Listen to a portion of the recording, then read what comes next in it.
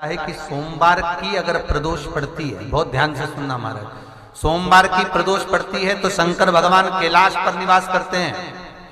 मंगलवार की प्रदोष पड़ती है तो शिव काशी में निवास करते हैं।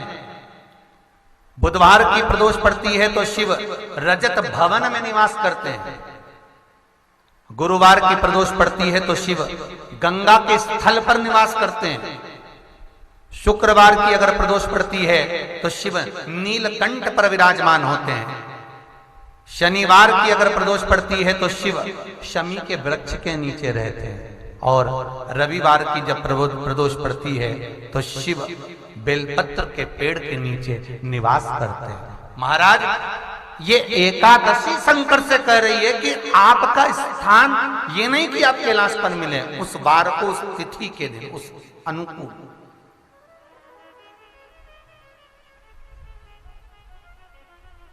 हमारे यहां कहते हैं सोमवार की जो प्रदोष पड़ती है वो इच्छा पूर्ति करती है।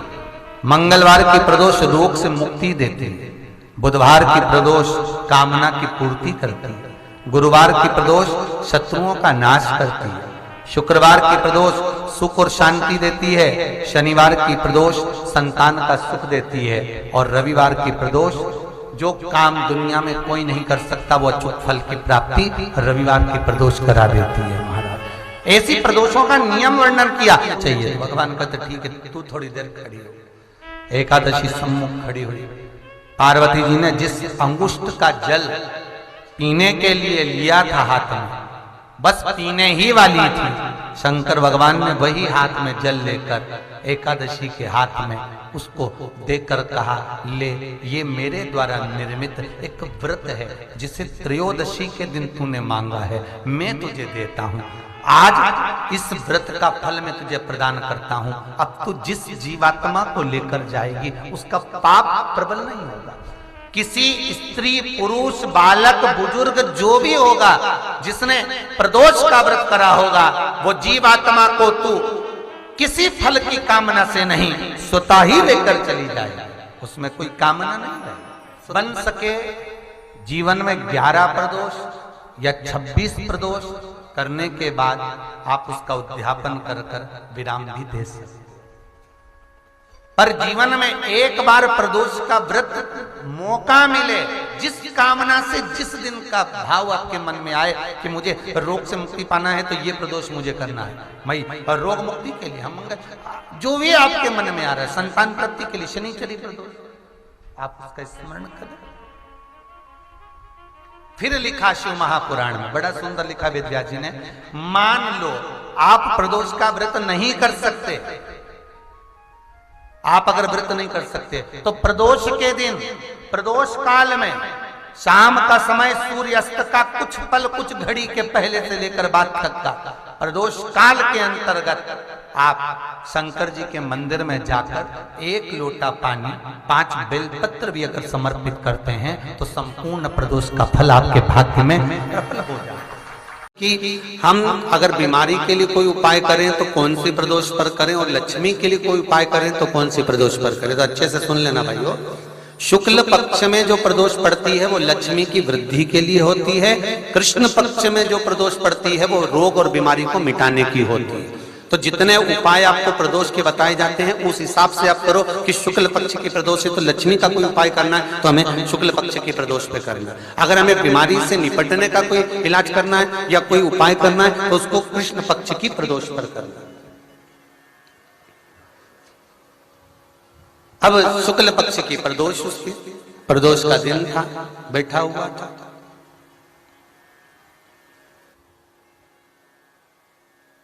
मान लो अगर कहीं आप कोई नौकरी के लिए अप्लाई कर रहे हो, लॉकडाउन में सर्विस छूट गई, कई लोगों की छूट गई, कंपनियां कई बंद भी हो गई, कई कंपनियों से निकाल भी दिया गया, कहीं पत्नी परेशान हो रही है, कहीं पति परेशान हो रहा है, आप कहीं अप्लाई कर रहे हो तो जैसा माता उमा ने प्रदोष काल में, प्रदोष के समय पर, प्रदोष काल के अंतर्गत बेलपत्री का स्मरण किया है, वो बेलपत्र का स्मरण अगर संसार का मनुष्य कर लेता है तो महाराज ब्रह्मवृत्ता पुराण कहती है कि उस जीव का ऐसा कोई कार्य नहीं जो सफल नहीं होता। महाराज मेरा निवेदन रहेगा, किसी एग्जाम में आप बैठ रहे हो, इंटरव्यू के लिए जा रहे हो, किसी कार्य के लिए जा रहे हो, नौकरी नहीं लग रही, सर्विस नहीं लग रही, तो महाराज तांबे के कलश में 11 बेलपत्र को रखा जाए और तांबे के कलश में 11 बेलपत्र रखकर उसमें 11 सफेद पुष्प को डाला जाए।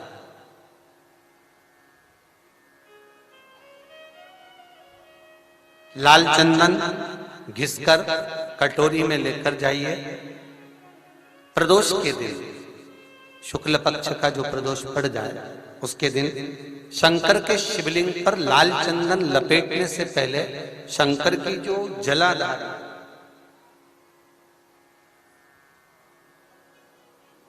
महाराज ये शिवलिंग है, ये शिवलिंग है और ये पूरी गोल और ये चरण, ये जलाधार है। ठीक है, आपको पहले भी कहा है, शंकर जी की पूरी जलाधारी में शंकर जी का संपूर्ण परिवार है। राइट जो चरण है जहां से पानी नीचे गिरता है वो गणेश जी का स्थान है, लेफ्ट कार्तिकेय जी का स्थान है, बीच में जो एक मोटी सी लाइन है वो अशोक सुंदरी का स्थान है।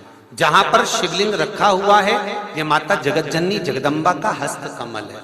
शंकर भगवान को मां अपने हस्त कमल पर रखी हुई है।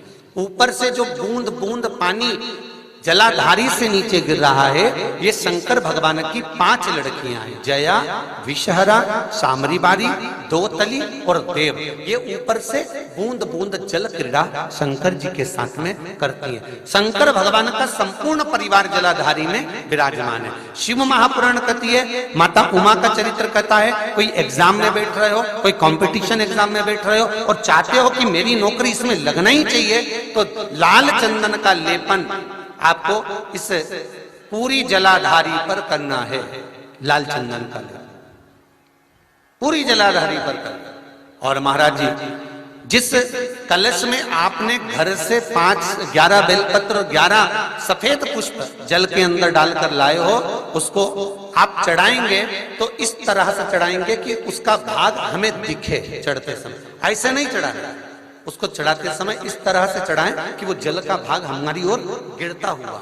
महाराज जब आप वो समर्पित कर दें, बेलपत्र पुष्प आदि सभी चीजें, उस चंदन का एक थोड़ा सा भाग पूरी जलाधारी पर हाथ फेर कर अपने दरवाजे पर आते आते उसका स्पर्श कर दें। जिस दरवाजे से आप एग्जाम देने के लिए जाओगे, जिस घर से आप जाओगे, अपने घर के किसी भी दरवाजे पर उसका हाथ लगा दें या कोई स्थान को छू लें। जिसको आप दरवाजे को खोलकर, दरवाजे को स्पर्श कर कर या दीवार को छूकर या अलमारी को छूकर, जिसको भी छूकर आप जाओगे उसका स्पर्श कर लेना। फिर आपको कुछ नहीं करना है, उमा और महेश ही सब कुछ करेंगे जो उनको करना है, सब साथ। प्रदोष की कथा में लिखा है, त्रयोदशी व्रत की कथा में लिखा है, प्रदोष की व्रत की कथा में लिखा है कि सुबह ब्रह्म मुहूर्त में उठो, स्नान करो। ठीक है, केवल प्रदोष से मतलब नहीं है। एकादशी का अगर व्रत कर रहे हो तो उसमें भी वर्णन है, ब्रह्म मुहूर्त में उठो, स्नान करो। ठीक है, दूसरा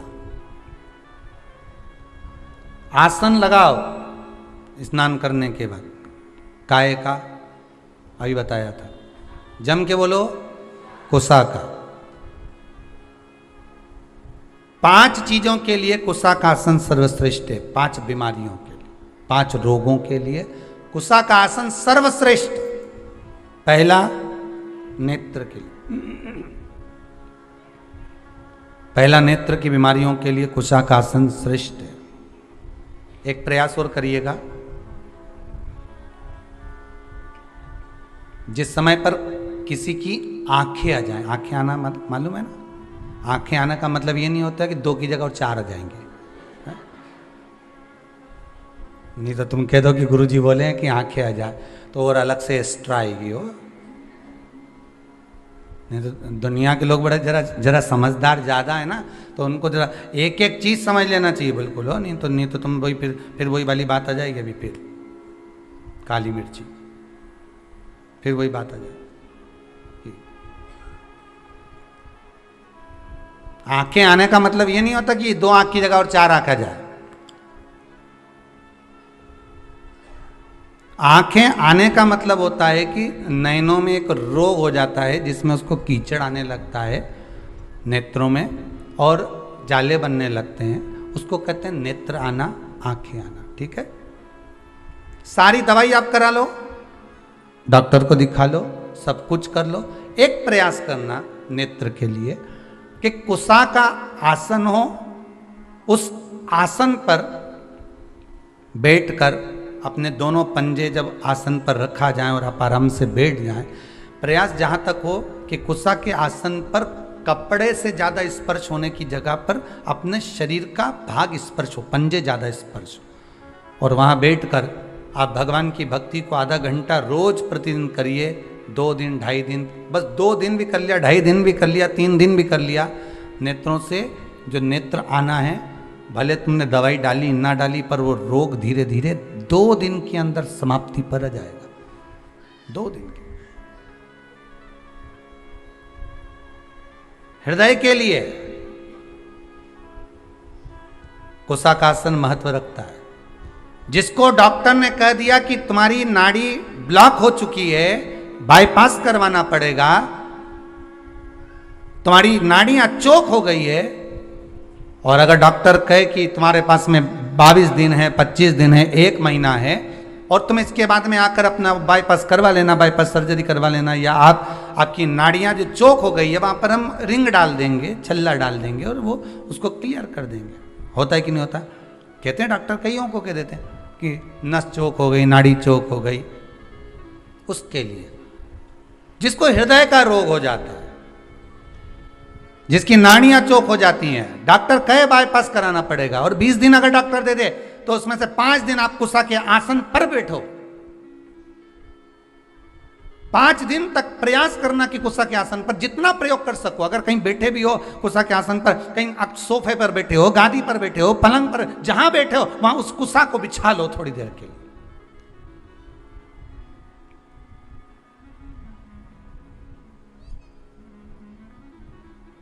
उस कुशा के आसन को आप बिछा लीजिए जहां बैठो।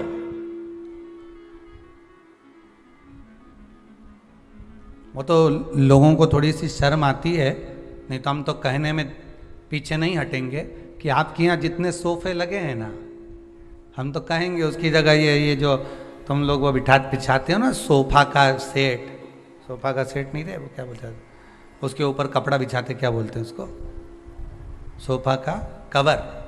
हम तो कहें उसकी जगह, वो तो आप लोगों को थोड़ी शर्म आती नहीं, तो हम तो कहेंगे कि उस पर है ना कुशा का आसन बिछा के रख दो, तो बेचारा जो आएगा उसकी भी आंखों की रोशनी बढ़ जाएगी, उसके भी बेचारे की कहीं नाड़ी माड़ी चोक होगी तो क्लियर हो जाएगी। थोड़ा बहुत तो दवाई तुम भी कर सकते हो शंकर जी का नाम लेकर, पर दिक्कत है नहीं तो फैशन में फिर वही खजूर वाली चोटियाँ, अब फैशन ही नहीं दिखे तो फिर इतना जोरदार जोरदार मार्केट में क्या जोरदार जोरदार सोफा का कवर आवे, कितना जोरदार जोरदार सामान आवे, अब तुम उसको देखें कि इसको बिछा। अब सीवर वाला महाराज के कहने में चले तो आसन बिछा दे, तो मतलब लोग क्या कहेंगे बताओ, क्या कहेंगे? आसन, कुशा का आसन तो लोग फैशन में हटा दिए, नहीं तो अब तो पहले लोग पूजन करने बैठते थे तो कुशा का आसन लगाते थे, आजकल तो कपड़े का आसन, ऊन वाला आसन, ये सब जोरदार जोरदार गद्दे वाले आसन, कढ़ाई वाला आसन, जब जाए कहीं से दुकान पे से ऐसा ऐसा आसन लाए कि उसको बिछा दिया। अब फैशन में बिछे, दूल्हा दुल्हन के नीचे पहले कुशा का आसन बिछा के शादी फेरे पड़ा। अब आज के ज़माने में तो इतनी बड़ी कुर्सी रहे उनकी भी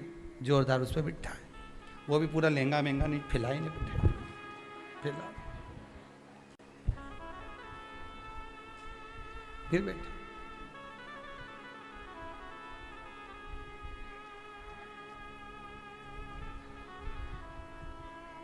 कुशा का आसन।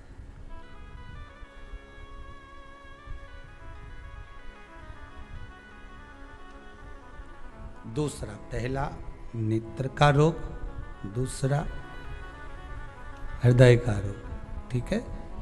तीसरा शरीर की चर्म रोग, चमड़ी का रोग। जब चमड़ी कहीं से कालेपन पर आ गई, कहीं झुर्रियाँ पड़ने लगी, चेहरे के नीचे, नेत्र के नीचे थोड़ा सा कालापन अगर आ गया, तो फिर कुशा के आसन का प्रयोग करिए, कुशा के आसन पर बैठना प्रारंभ करिए। तीसरा है चर्म। चौथा कुसा के आसन के लिए उदर से जुड़ी हुई जितनी भी परेशानियां होती हैं, आपको उदर से जुड़ी हुई जितनी भी परेशानियां हो, प्रयास करिए कि आप पूजन कुसा के आसन पर बैठकर करेंगे तो आपके उदर से जुड़ी हुई जितनी भी परेशानियां हैं, भोजन नहीं पचना, एसिडिटी होना आदि आदि, आप कर कर देखिए, कुसा के आसन पर बैठ कर देखिए, आपको उसमें आनंद की अनुभूति हो जाए, सुख मिले।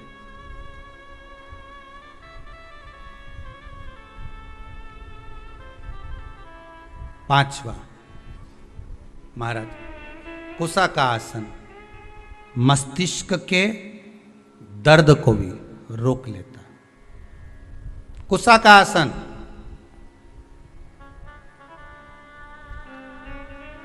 ज्यादा जब मस्तिष्क में दर्द हो, कुसा का आसन तुम्हारे घर में हो, उस पर पांव रखकर 7 मिनट, 8 मिनट, 10 मिनट खड़े हो जाओ, भगवान का नाम जाप करो, जो मंत्र आपको आता हो, जिस मंत्र से आप जुड़े हो, जिस मंत्र को आप जप सकते हो, ओम नमः शिवाय, श्री शिवाय नमस्तुभ्यम, ओम, जो राम कृष्ण शिव जो तुम जप सकते हो वो मंत्र जपो, वो मंत्र का स्मरण आप करो और उस मंत्र को आप जपो खड़े रहकर।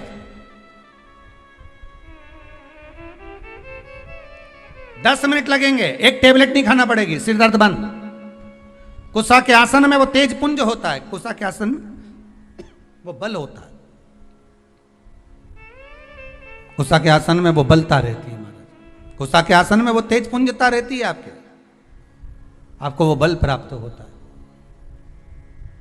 तो प्रदोष व्रत का नियम जो आप ले रहे हैं, प्रदोष व्रत को जो आप श्रवण कर रहे हैं, उसको जरा ध्यान से सुनिएगा। सबसे पहले स्नान ब्रह्म मुहूर्त का, सुबह का, उसके बाद में फिर आसन पर बैठकर भगवान की भक्ति को धारण करना, शंकर का अनुमोदन करना, शिव भक्ति में डूबे रहना, शंकर का स्मरण करना, शंकर के नाम का स्मरण करते रहना, ये प्रदोष का मूल तत्व है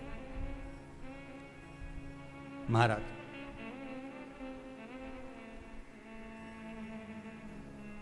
प्रदोष व्रत करने वाले को भोजन नहीं करना चाहिए, ध्यान दीजिएगा। फलाहार करो, उसमें भी नमक का सेवन मत करो। प्रदोष व्रत में नमक का सेवन वर्जित होता है। कारण क्या कारण होता है? उसका एक कारण माना गया, नमक की वर्जितता जिस समय पर एक नगर में एक ब्राह्मणी रहती थी, बहुत भाव से सुनिएगा, प्रदोष व्रत नमक को त्यागने का भाव। प्रदोष व्रत की किताब में भी मिल जाएगा आपको, आप पढ़ेंगे तो सुना होगा आपने। एक ब्राह्मणी रहती थी एक नगर में, उसका पति नहीं था, छोटा सा बालक एक साथ में रहता, छोटा सा बालक। अब ब्राह्मण के घर की धर्म पत्नी है,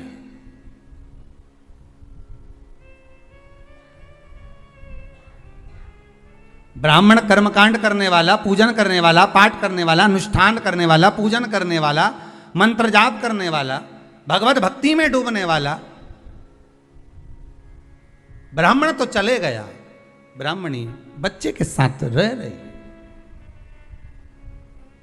क्या करे वो, अकेली निवास कर रही है।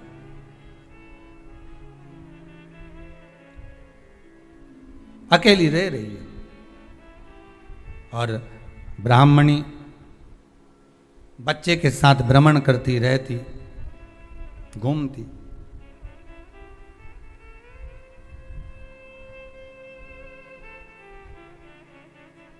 कहीं कहीं दर दर जाकर कुछ भिक्षा को मांग कर लेकर आ जाती, और भिक्षा लाने के बाद में उस भिक्षा को जब लेकर आती तो अपने बच्चे को भी खिलाती और स्वयं भी उसका पान करती।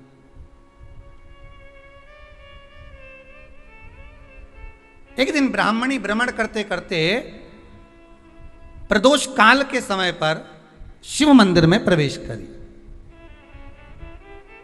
प्रदोष काल के समय पर, और शंकर मंदिर में जब प्रवेश करा प्रदोष काल किसको कहते हैं? सूर्य अस्त हो रहा हो, रात्रि प्रवेश कर रही हो, दोनों का जब मिलन हो रहा हो वो प्रदोष काल कहलाता है। दोनों का जब मिलन हो रहा,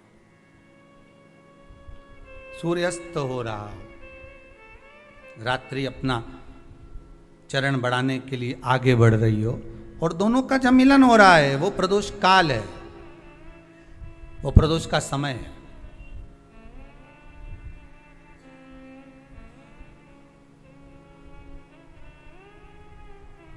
ब्राह्मणी मंदिर में प्रवेश कर रही, जब ब्राह्मणी मंदिर में प्रवेश करी, मंदिर के अंदर पहुंची, प्रदोष काल का समय था, प्रदोष का समय चल रहा था और प्रदोष काल के उस समय में, प्रदोष काल के उस समय में जब ब्राह्मणी ने देखा कि कोई भगवान की भक्ति में लगा हुआ है, भगवान के रस तत्व में डूबा हुआ है, आज ब्राह्मणी के पास में कुछ पदार्थ नहीं है, अपने बच्चे का पेट भरने के लिए कोई सामग्री नहीं है और कुछ आस लेके वो प्रवेश करिए, कुछ आस लेकर वो अंदर प्रवेश कर जाती है।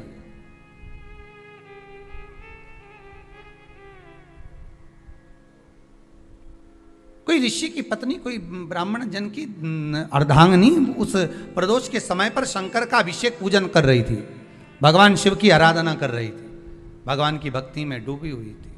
भोला सब दुख काटो मारा, भक्ति में डूबी हुई है, भगवान के स्मरण में डूबी हुई है।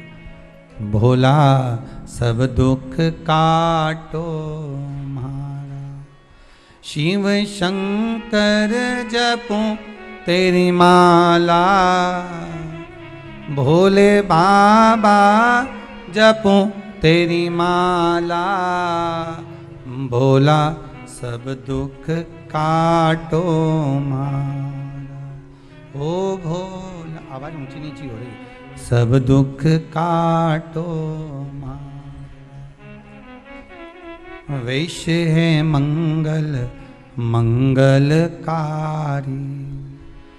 वैश्य है मंगल मंगलकारी। अब ठीक है। अवधूत रूप तुम्हारा, अवधूत रूप निराला, भोला सब दुख काटो, शंभू सब दुख काटो। शीश पे गंगा मस्तक पे चंदा, शीश पे गंगा मस्तक पे चंदा, अवधूत रूप निराला, अवधूत रूप निराला, भोला सब दुख काटो। शिव शंकर जपूं तेरी माला, भोले बाबा जपूं तेरी माला, भोला सब दुख काटो। शंकर सब दुख। कोई ब्राह्मण की पत्नी, कोई ऋषि की पत्नी, कोई साधु सन्यासी तपस्वी साधक की अर्धांगिनी शिव की आराधना में डूबी हुई थी, शंकर की आराधना कर रही थी। जब भगवान शिव की आराधना में डूबी हुई है, आराधना कर रही है, ये कुछ पाने के लिए चली गई, ये कुछ पाने के लिए गई और इसके मन में आया कि मैं कुछ, मुझे भोजन का कोई पदार्थ मिल जावे, मुझे कुछ भोजन मिल जावे, और जब मुझे भोजन मिल जाएगा तब मैं जो पाऊंगी अपने बच्चे को भी पाऊंगी। पर जिस मंदिर में वो प्रवेश करी थी, जहाँ पर नारी पूजन कर रही थी शंकर की प्रदोष काल में, वहाँ पर पड़ी हुई कुछ वस्तु को इस ब्राह्मणी ने मांग लिया।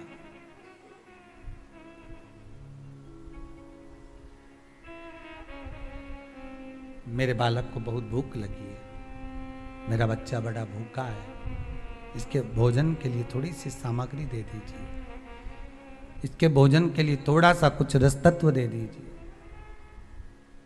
उसने उठाया थोड़ा सा पदार्थ, कुछ जो उसके पास में था वो दिया। जब दिया तो देने के बाद जब उसे प्राप्त हुआ और होने के बाद में जब वो मिल गया उसको, तो उसने उस समय पर उस पदार्थ को जैसे ही मुख में लिया, लेते ही कहा इसमें तो स्वाद नहीं है।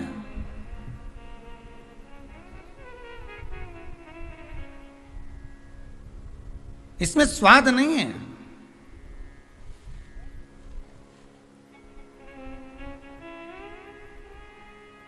उस ब्राह्मणी ने बड़ा सुंदर एक संवाद कहा।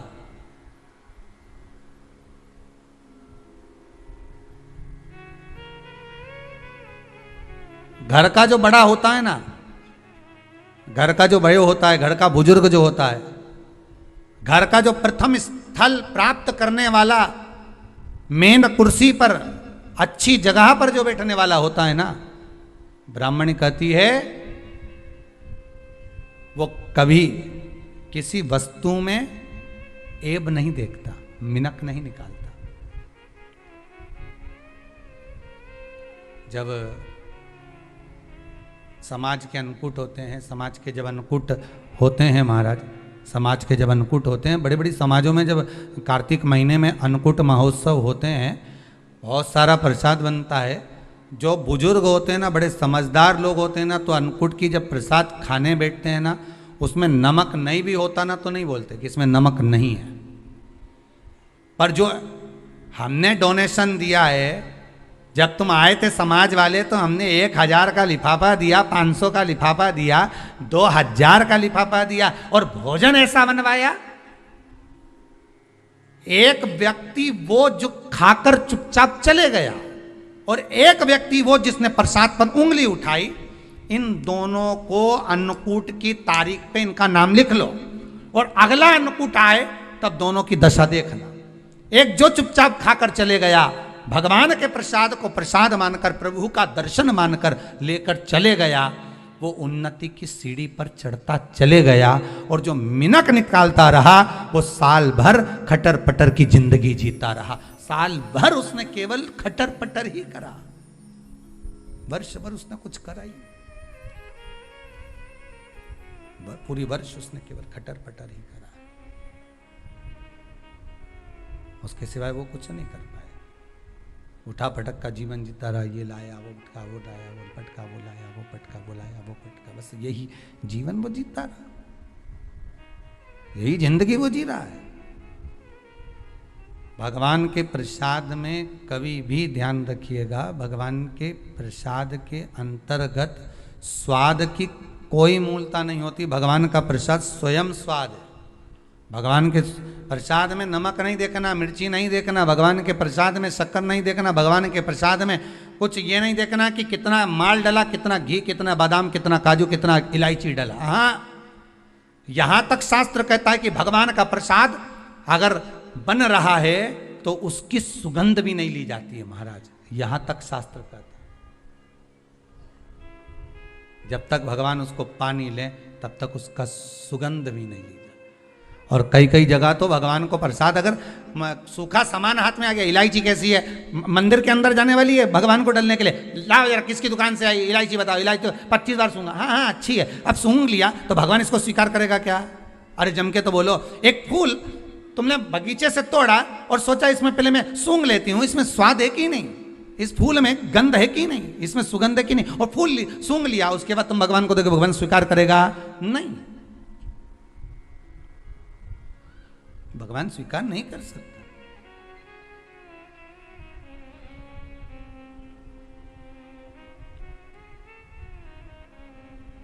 धनिया पाउडर आया सब्जी में डालने के लिए, कैसी गंध है, सूंघ लिया, वो तुम डाल दिया, वो उसका कोई स्वाद नहीं है, उसका कोई महत्व नहीं, भगवान उसको स्वीकार नहीं कर सकता, भगवान उसको स्वीकारेगा नहीं।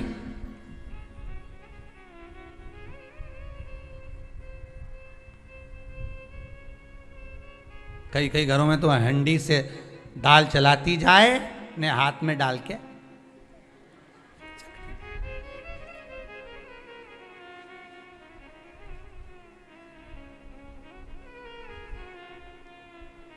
यहाँ कभी आप लोग, अभी तो लॉकडाउन चल रहा है, अभी तो खेल लॉकडाउन है, तो यहाँ आने की परमिशन नहीं है आप लोगों को भी, किसी को भी। आप तो घर बैठ के कथा का आनंद लो।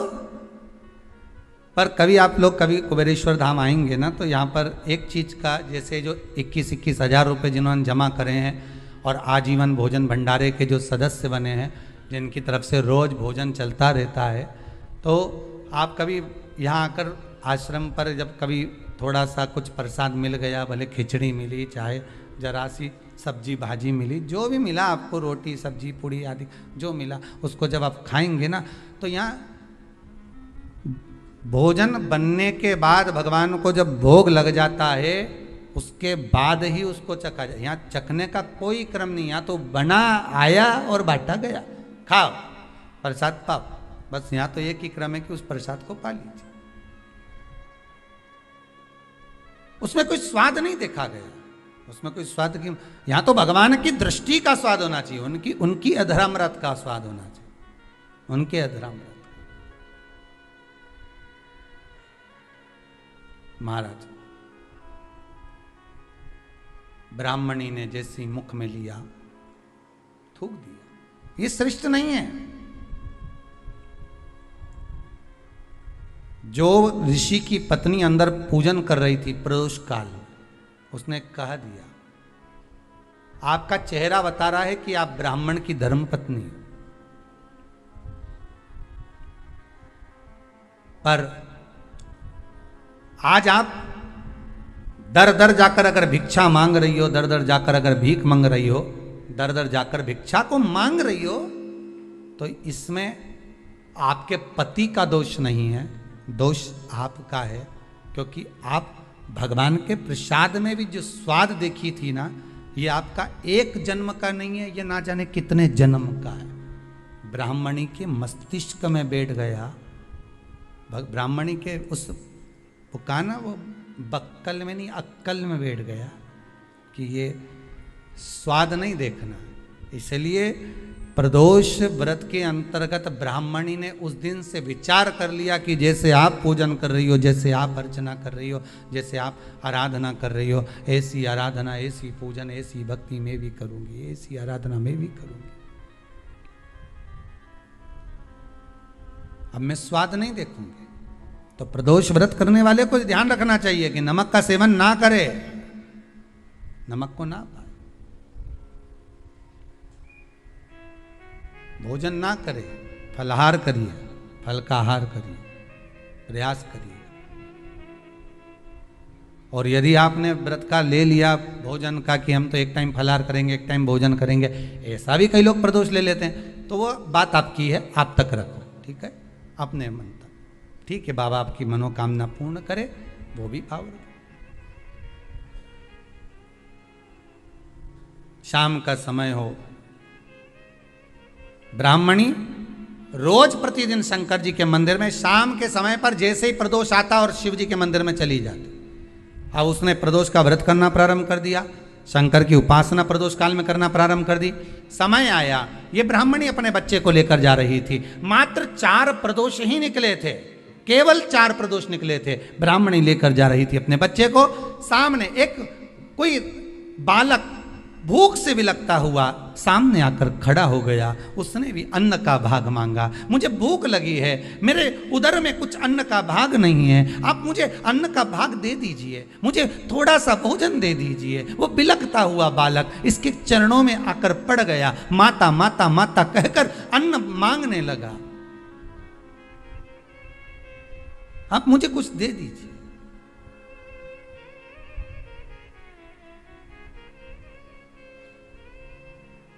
माता जो प्रसाद लेकर आ रही थी, वही प्रसाद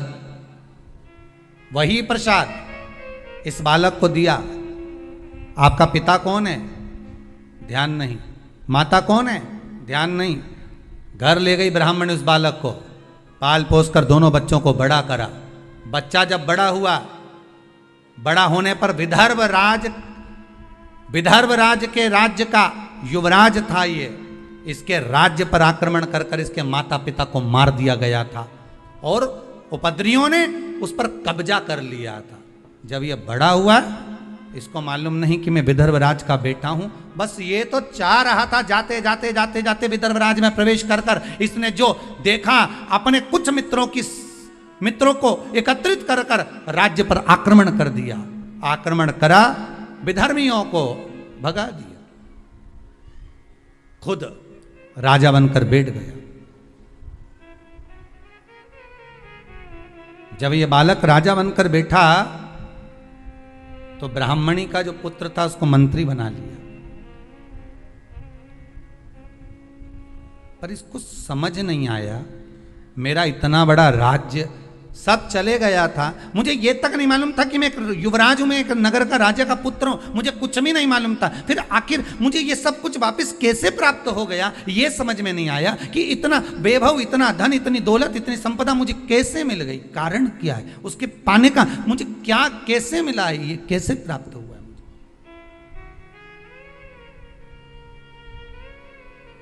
इससे पहले वाली कथा में कहा था, बहुत बड़ा दुख आए, छोटे से रूप में निकल जाए तो समझ लेना शंकर ने कृपा कर दी। बहुत दिन से काम नहीं हो रहा था, काम तुरंत हो गया, समझ लेना शिव ने कृपा कर दी। कुबेरेश्वर धाम आप आए और बाबा ने आपको बुलाया, मान लो आप आए हैं और आए, बाबा ने आपको बुलाया, और कुबेरेश्वर धाम से जाने के बाद, क्योंकि इस भूमि का तो नियम है, आप जहां बैठकर कथा सुन रहे हो, आस्था चैनल के माध्यम से, आप फेसबुक यूट्यूब के माध्यम से कथा श्रवण कर रहे हैं, सिंगल परिवार कथा करवा रहा, बड़े भाव से आप श्रवण कर रहे हैं कथा को, मेरा निवेदन है जिस भाव से सुने, आप निवेदन कर कर सुने कि बाबा कुबेर भंडारी मेरे 3 महीने के अंदर मेरी मनोकामना पूर्ण कर देना, मेरी ये कामना है आप पूर्ण करना। तो बाबा क्यों ना करेगा, आप दिल से उसको पुकारो तो।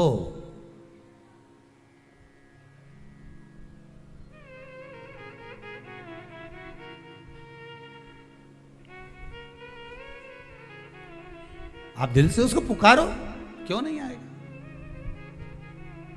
मेरे भोले तेरा सहारा है, मेरी नैया का तो किनारा है, मेरी नैया का तो किनारा है, क्यों ना देगा।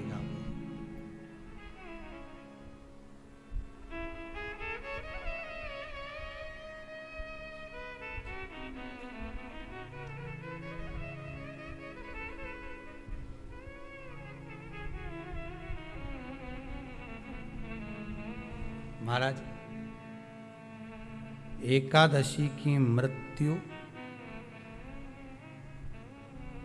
द्वादशी को दाग, ध्यान दीजिएगा, त्रयोदशी की खारी, जो ये राख जो समेटी जाती है, कोई समेटने जाए ना जाए, तीसरा त्रयोदशी पर अगर पड़ भी गया तो महाराज उसकी राख समेटने की जरूरत नहीं पड़ती, शंकर उसकी भस्म अपने तन पर अपने आप रपट लेता है, अपने आप। त्रयोदशी मतलब प्रदोष, प्रदोष के दिन भगवान शिव उस भस्म को अपने तन पर धारण कर लेता है, जो मिल जाए शमशान में बस शिव उसको अपने तन पर, अपने शरीर पर धारण कर रहा है शिव।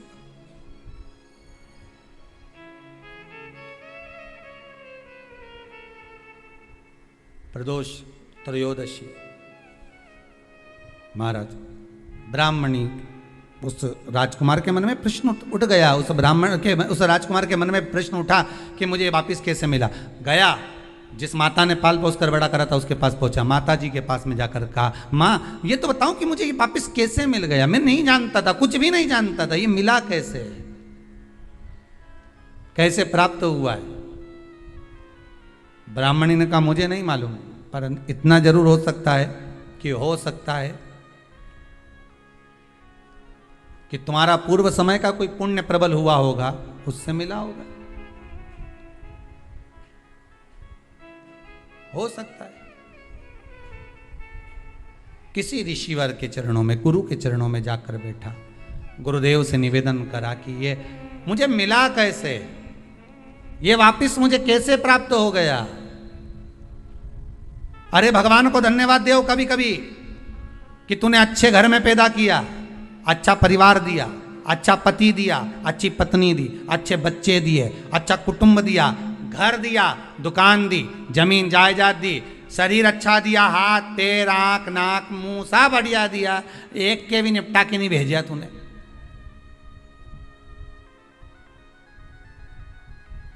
मान लो एक आध निपटा के भेज देता तो क्या झगड़ा करने ऊपर जाते? एक ही कान देता और एक गायब कर देता तो यहां से चिपका देता तो क्या कर लेते?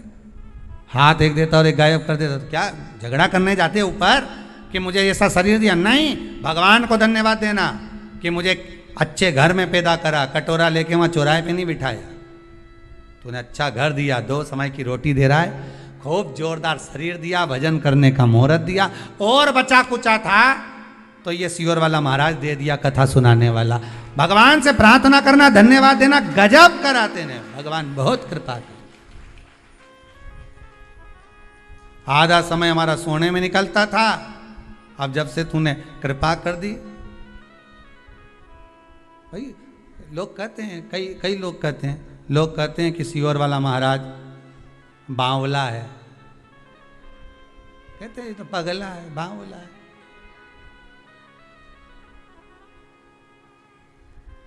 भाई दुनिया के लोग तो कहते हैं कि सियोर वाला महाराज बावला है, पर लोगों को कैसे समझाऊं, कैसे कहूं कि सियोर वाला महाराज महादेव का लाडला है, इनको कैसे समझाया? अपन तो यही कहेंगे कि ये बावला कहे तो अपन समझ लो कि शंकर के लाडले, प्रमोशन है अपना। जब रामकृष्ण परमहंस जी को लोगों ने पागल कहा, चैतन्य महाप्रभु जी को लोगों ने पागल कहा, नामदेव जी को लोगों ने पागल कहा, तुकाराम जी को लोगों ने पागल कहा, मीराबाई को लोगों ने बावरी कहा, बावरी मतलब पागल, कमली मतलब पागल। दुनिया के लोग संत महात्मा साधु सन्यासी तपस्वी साधक उपासक इन सबको पागल कहते हैं। कथा बाचने वाले पागल, कथा सुनने वाले पागल, कथा करवाने वाले पागल, समझदार तो वो हैं जो कथा सुनते ही नहीं है। वो सारे समझदार जो कथा नहीं सुने, मंदिर नहीं जाए, देवालय नहीं जाए, भजन में नहीं जाए, दान पुण्य नहीं करे, स्मरण नहीं करे, वो सब समझदार। और अपन सब पागल। पागल मतलब प्रमोशन, समझदारी मतलब डिमोशन। मीरा भई रे बावरी, बावरी कितना लोगों ने गाया, अपने पिया की मीरा बनी रे जोगनिया, हंसी उड़ावे सारी सारी दुनिया, मीरा बनी रे जोगनिया। लोग पागल।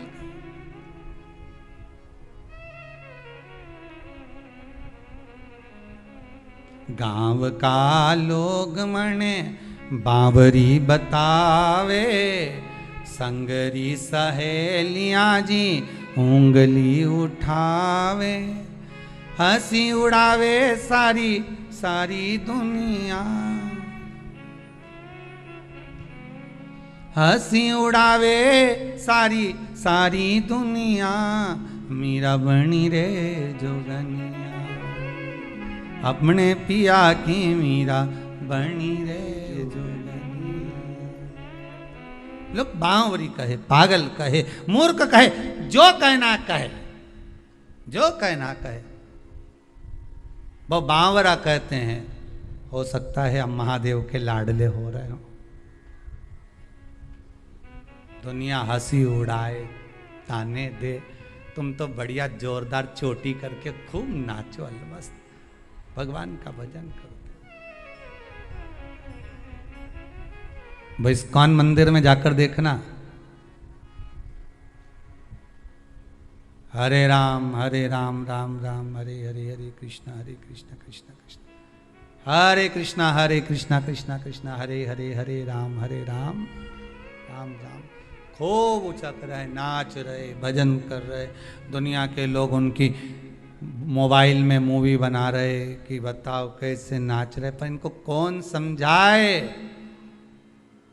अरे मीराबाई से भी राणा ने कहा एक जगह बैठ के क्यों नहीं भजन गाती, बार बार खड़ी हो जाके नाचने लगती है। एक जगह बैठकर भजन क्यों नहीं गाती, फिर नाचने लगती है, बार बार नाचती है।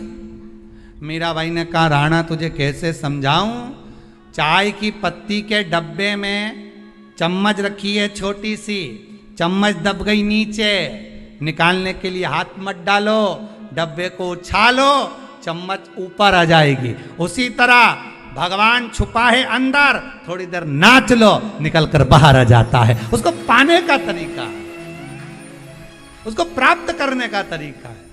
पर लोग कहें ये पागल, ये बावरी, कहे तो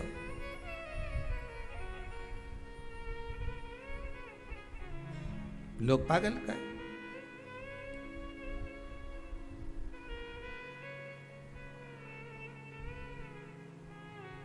एक वो साधारण भाषा में हरियाणी में कहते ना, नी में कमली होली, नी में कमली होली, रूप सलोना देख श्याम का, रूप सलोना देख श्याम का, सुध बुद्ध मेरी खोली, नी में कमली होली, नी में कमली होली, नी में कमली होली, नी में कमली होली। सुध नहीं है, विचार नहीं है, भाव, बस हृदय चित्त मन परमात्मा में रमा हुआ है, लगा हुआ है, उस चित्त को लगा कर रखा। शाम का समय मालूम नहीं कहां से प्राप्त हो गया। भगवान को धन्यवाद दो, तूने दिया, खूब दिया, तेरी कृपा है जो आज बैठकर मैं भगवान की कथा सुन रही हूं, भगवत भजन कर, ये तेरी कृपा है। और भगवान ने कृपा करी। फिर दिन भर का जो समय निकला,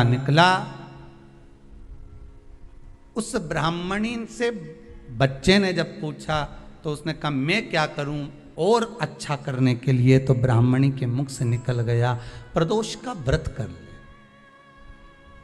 प्रदोष काल में जाकर भगवान शंकर की आराधना कर, शिव मंदिर में जाकर अर्चना कर, प्रदोष काल में जाकर शंकर को नमन कर। अगर प्रदोष का व्रत नहीं भी करता तो प्रदोष काल में जाकर शंकर के मंदिर में एक घृत का घी का दिया लगा दे। आपको पहले भी कहा है,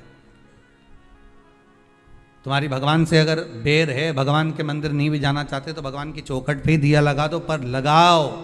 शाम के समय पर प्रदोष काल में बेलपत्री के पेड़ के नीचे, चाहे शंकर के मंदिर के दरवाजे पर या शिव मंदिर में, अगर आप प्रदोष के दिन दिया लगाते हो, सोमवार के दिन दिया लगाते हो, तो ऐसा कोई व्यक्ति नहीं जिसको मेरे देव अधिदेव महादेव मेरा विश्वनाथ भंडार नहीं भरता हो। खाली नहीं छोड़ेगा, दे देगा, भंडार भर देगा, कमी तो नहीं रख सकता, ये पक्का। पर तुम करना ही नहीं चाह, 2-4 सोमवार करो और उसके बाद कह दो महाराज जी हमने तो करा था, हमको तो मिला ही नहीं। 2-1 प्रदोष करा तुमने, अरे 1 साल करो, सारे दर भी तो अपन ठोकर खा कर आए, इतना साल निकाला अपन ने, और 6 महीना 3 महीना 4 महीना भगवान से निवेदन तो करो, दिल से कहो तो सही, नी भंडार भरे तो बात दूसरी, एक बार बोलो तो। पर जगत के लोगों के सामने जाकर मत कहना तो देव अधिदेव महादेव से कहना। अब वो राजकुमार ने फिर व्रत करा, और व्रत करा तो उसका फल ये हुआ कि एक गंधर्वों की कन्या अंशुमति इस राजकुमार को देखकर लोभित हो गई। पिताजी ने समझाया, विवाह मत कर बेटी, अपन गंधर्व लोक में निवास करने वाले और देवलोक में रहने वाले से तू विवाह कर रही है, कहां जाएगी? देवलोक में रहने वाले इस मृत्यु लोक में निवास करने वाले से विवाह कर रही। नहीं पिताजी, मैं गंधर्व लोक छोड़ दूंगी, देवलोक छोड़ दूंगी, पर मैं विवाह उसी से करूं। पिताजी ने कहा जो तेरा भाग्य। विवाह हो गया, राजकुमारी भी आ गई।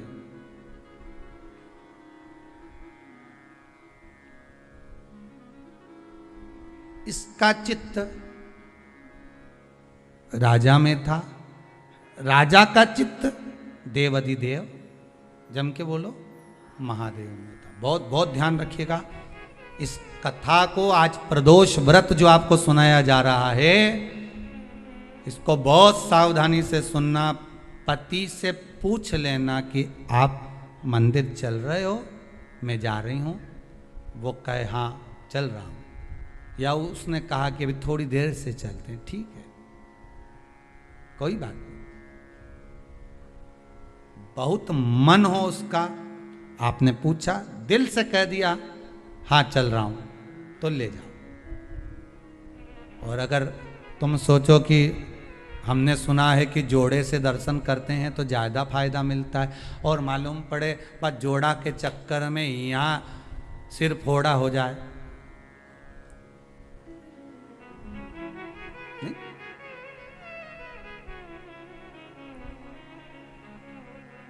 हो सकता है जोड़े के चक्कर में सिर फोड़ा हो जाए। नहीं जाना ना, मैंने एक बार मना कर दिया, कैसे नहीं जाओगे, चलो मेरे साथ। लड़ाई झगड़ा करके ले गई, मंदिर में पहुंच भी गई। इसका मन महादेव में, किसका मन लगेगा? अरे बोलो तो सही, जो पत्नी लेके गई है उसका मन, पत्नी लेके गई, इसका पत्नी का मन महादेव में लगेगा क्या? ईमानदारी से बोलना नहीं, क्योंकि उसका भगोने जैसा जब मुंडा देखेगी तो बार बार अगरबत्ती भी लगे।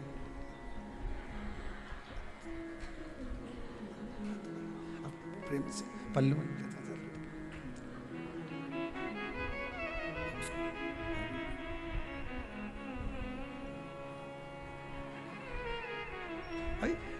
इसका मन महादेव में नहीं, अगरबत्ती जरूर लगा रही, दिया जरूर लगा रही, पर इसका मन वो भगोना में है, वो उसमें वह भेरू में लगा हुआ है। मन लगे नहीं, वो लगा है। और उसका मन किस में लगा है? आ तो गया, उसका मन किस में लगा है? महादेव में। इनके चक्कर में आया, इसका उसमें, उसका इसमें लगा है। कौन से महाराज ने बताया था इसको प्रदोष का व्रत? शंकर जी से पूछ रहा,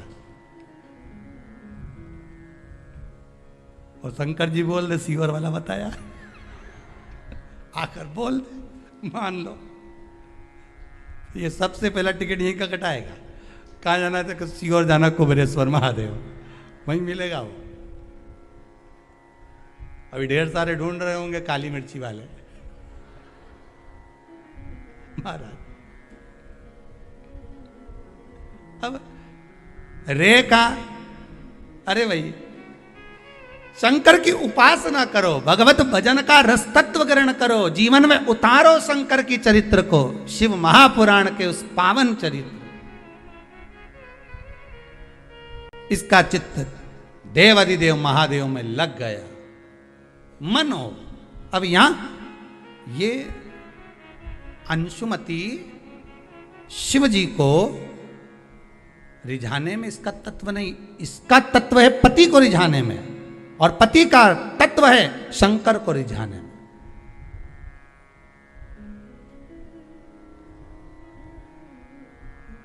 शिव को रिझाने में पति। आज अंशुमति को साथ लेकर शिव मंदिर में पहुंच गए। पत्नी ने पूछा, अंशुमति ने पूछा, स्वामी क्या, ये बताओ, शंकर को प्रदोष काल में पूजने के लिए आप आए हो, ये शाम का समय तो भ्रमण का होता है, आप हमें कहीं और भ्रमण करने लेकर जाते तो आनंद की अनुभूति होती, पर प्रदोष काल में आप तो शिव मंदिर में लेकर आ गए हमको। इसका मन इसमें है, इसका मन इसमें है। बहुत ध्यान देना कथा पर। जिसका मन जहां लगा हो उसको वहीं छोड़ दो जी। आपका मन शंकर में लगा है तो शंकर में लगा कर रखो, उनका मन घर में लगा है तो उनको घर में ही लगा के रखो, ठीक है। आपका मन शिव में नहीं है ना, क्यों? उसका कारण है, हम इसको अगर वहाँ से निकालेंगे, इसका मन तो उसमें लगा हुआ है, और उधर से निकाल कर अगर हम इधर जोड़ेंगे तो इसको जोड़ तो देंगे, पर ये मन से जो कछोटेगा, मन से भगवान का नहीं हो पाएगा। परमात्मा, गुरु और माता पिता ये एक ही बात कहते हैं कि भले तुम 2 क्षण के लिए मिलो, पर दिल से मिलो, हृदय से मिलो, मन से मिलो। 2 क्षण के लिए आओ भले, पर दिल से आइए, मन से आइए। 2 क्षण के लिए आओ, पर मन से, दिल से, हृदय से। अब अंशुमति का मन नहीं लगा। आखिरी में पति ने कहा, आज आपको हमारे साथ में प्रदोष की पूजन के लिए चलना है। कहीं किसी ऋषि के मुख से सुन लिया अंशुमति ने कि प्रदोष का पूजन करने से मनवांछित फल की प्राप्ति होती है। और इसकी मनवांछित फल प्राप्ति क्या थी कि जिसके साथ मेरा विवाह हुआ है, ये पति मुझसे अधिक प्रेम करे और मैं इससे अधिक प्रेम करूं। तो उसने उसको पाने के लिए प्रदोष का जब व्रत किया, साधना करी, उपासना करी, शंकर भगवान स्वतः प्रसन्न हो गए। प्रसन्न होकर उस ब्राह्मण के बालक, उस राजकुमार को देखा और राजकुमार को देखकर कहा, राजकुमार,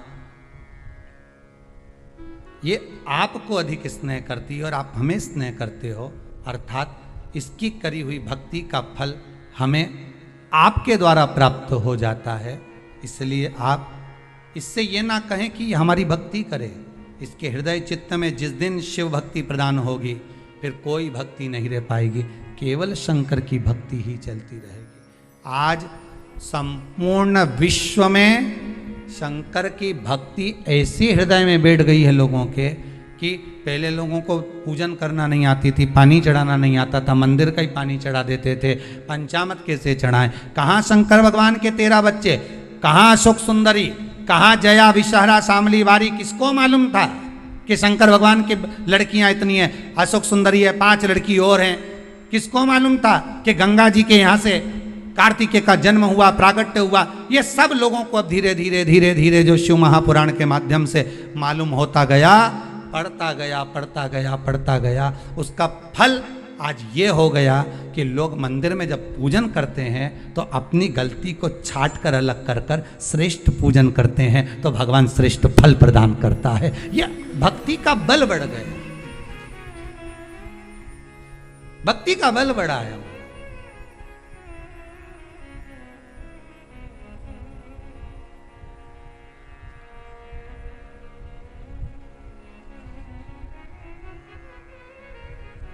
पूजन करें प्रदोष काल में, शिव की आराधना करें।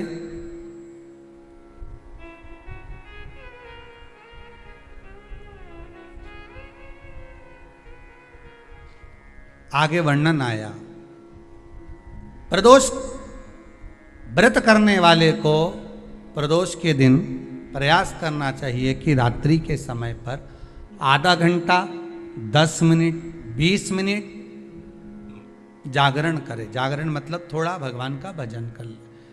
भले 4-5 माताएं इकट्ठी नहीं हो तो अपन अकेले ही कर लो। अपन अकेले कम है क्या? भाई अपन कम पड़े? आराधना अकेले भी करो, जागरण करो। जब आपकी 11 प्रदोष हो जाए, 26 प्रदोष हो जाए, तब उद्यापन करो। उद्यापन 2 ब्राह्मणों को जोड़े से बुलाओ। ब्राह्मणों को जोड़े से बुलाकर उनके चरणों की पूजन कर कर, आराधना कर कर, सुंदर मंडप तैयार कर कर भगवान का, उसमें सुंदर रंगोली डालकर, मंडल बनवाकर पूजन करो शंकर भगवान की प्रदोष का। एक दिन पहले गणेश की आराधना करो, पूजन करो, और प्रदोष वाले दिन जो मंडल बनाए हैं पूजन अर्चना करने के लिए, जो स्थान दिया है, उसकी आराधना करो। खीर की आहुतियां दीजिए 108 बार। जो ब्राह्मण आए उनके माध्यम से मंत्रों द्वारा पूजन कराकर खीर की आहुतियां दीजिए शिव नाम महाराज। फिर ब्राह्मणों को जोड़े से भोजन कराकर, चरणों को नमन कर कर, दक्षिणा प्रदान कर कर, निवेदन कर कर ब्राह्मणों से कहें, हे ब्राह्मण देवता, आप हमें आशीर्वाद प्रदान करें कि जिस प्रदोष का हमने व्रत किया है उस व्रत का पुण्य फल हमें प्राप्त हो। ऐसा ब्राह्मण चरण को नमन कर कर प्रणाम कर कर उनसे अपने मस्तक पर अक्षत छुड़वाएं, फिर नमन कर कर भोजन कराकर विदा करें। शाम को भगवान का जागरण करें। ऐसे प्रदोष व्रत का उद्यापन कर अपने जीवन को सार्थक बनाएं। ऐसा सुंदर प्रदोष व्रत का व्याख्यान वर्णन स्कंद पुराण में करा गया। वही स्कंद पुराण का प्रदोष व्रत का वर्णन आपको शिव महापुराण के इस सुंदर संवाद में किया गया। जब जब आप किसी व्रत को करते हो, एकादशी का व्रत करो, चाहे प्रदोष का व्रत करो, चाहे पूर्णिमा का व्रत करो, चाहे चतुर्थी का व्रत करो, चाहे तीज का व्रत करो, चाहे हरताली का व्रत करो, छोटी तीज, बड़ी तीज, सतुआ तीज, तुम्हारी मर्जी पड़े, छठ का आदि जितने भी व्रत बताए, उस व्रत में एक चीज आप किताब में जरूर पढ़ना। आपके पास तो व्रत की किताबें होंगी, उन किताबों में पढ़ना। उसमें लिखा है कि एकादशी का व्रत करो तो रात्रि को जागरण करो। बोलो लिखा कि नहीं लिखा? भगवान का भजन करो। प्रदोष का व्रत करो तो प्रदोष के दिन जागरण करो। पूर्णिमा का व्रत करो तो पूर्णिमा के दिन जागरण करो। हरताली का व्रत करो तो हरताली का जागरण करो। तीज का व्रत करो तो तीज का जागरण करो। क्यों लिखा कि जागरण करो? क्यों लिखा कि भगवत भजन करना है? जिस दिन तुम्हारा व्रत रहे उस दिन तुम्हें भगवत भजन करना, उस दिन रात्रि का जागरण करना। उसमें यह नहीं लिखा कि रात भर आपको भजन, उसमें तो लिख दिया जागरण करना। जागरण का मतलब क्या होता है कि भगवान की भक्ति में डूब जाना, संसार की वस्तुओं में नहीं, आसक्तियों में नहीं, तृष्णा में नहीं, लोभ में नहीं, हमें परमात्मा के चरणों में डूब जाना है। रात्रि भर हमें उसका स्मरण करके सोना है। भले आप आधा घंटा सोएं, ये भी नहीं कहते कि पूरी रात तुम बैठ के मंजीरा बजाओ, सीताराम सीताराम करते, और तुम्हारे बस का है भी नहीं जी हो। फालतू की बात हम कह भी दें और तुम सोचो कि कर लो तो तुम करो भी नहीं हो, कहीं का बोल देते हो। हाँ ये जरूर है कि कहीं का महाराज बोल दे कि बस रात भर मंजीरा बजा के सीताराम कहेगी तो हंडा जरूर निकलेगा, तो तुम जरूर कर लोगे, फिर कर सकते हो। पर वैसे कहीं का कह दे तुमसे कि फिर ये क्रम हो, बहुत मुश्किल।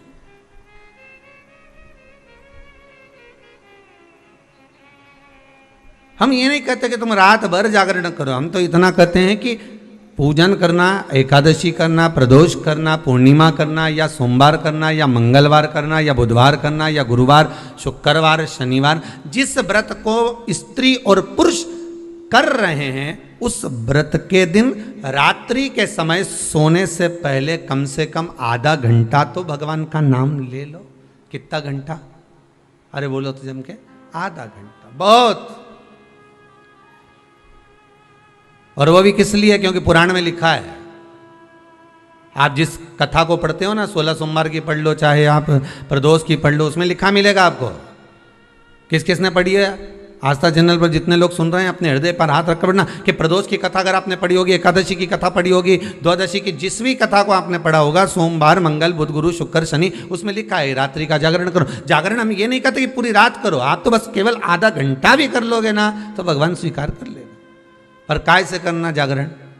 शरीर से नहीं, काय से करना? निर्मल मन सो मोहि पावा, मोहि छल छिद्र कपट ना भावा। मन से करिए। हम भगवान को दुनिया की सारी वस्तु देते हैं पर भगवान को हम मन नहीं दे पाते। मंदिर में खड़े होकर भी हमको बेटा बेटी से बात करे, पत्नी पति को फोन लगाए, पति पत्नी को फोन लगाए, सास बहू को लगाए, बहू सास को लगाए, भतीजा भतीजी को लगाए, बहन भाई को लगाए, तो वो भी मंदिर में पूजन कर रही है और फोन आ गया तो भी कह देगी मुझे तेरी बड़ी याद आ रही हो। अब भगवान के चरणों में बैठी भगवान की पूजन कर रही, भगवान की अर्चना कर रही, भगवान से निवेदन कर रही और फोन लगाकर दूसरे से करे कि मुझे तेरी याद आ रही, तो भगवान को कितना बुरा लगेगा? कितना बुरा लगेगा कि बेटी मेरे पास में है,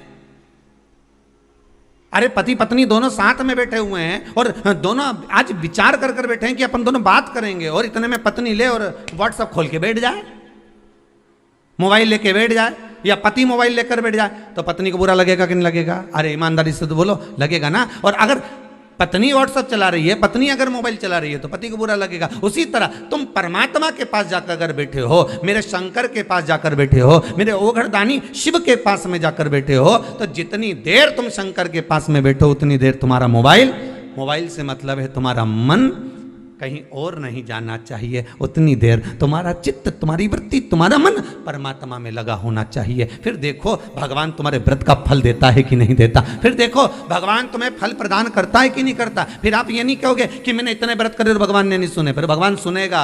भगवान कहते हैं कि व्रत तो करती है पर मन नहीं लगाती है, भोग तो लगाती है पर भाव से नहीं जिमाती है।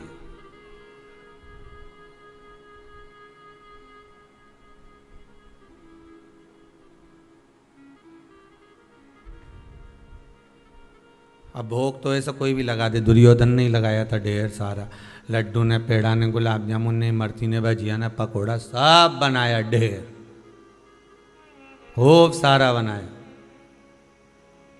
पर अब ढेर तो बनाया पर भगवान के भाव से बुलाया।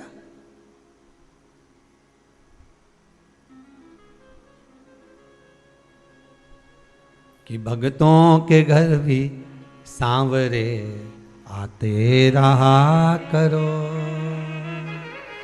दर्शन के नैन बांवरे दर्शन दिया करो। कहते हैं प्रेम से प्रभु छिलके भी खा गए,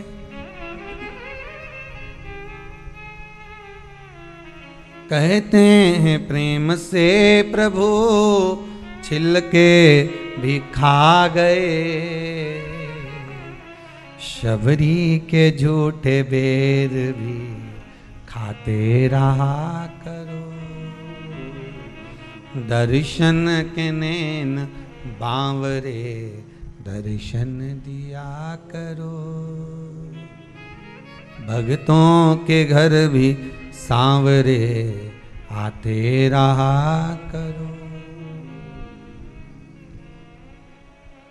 भाव चाहिए भगवान को। आपका धन दौलत संपदा सत्ता वैभव ये कुछ भी परमात्मा को नहीं चाहिए, आपसे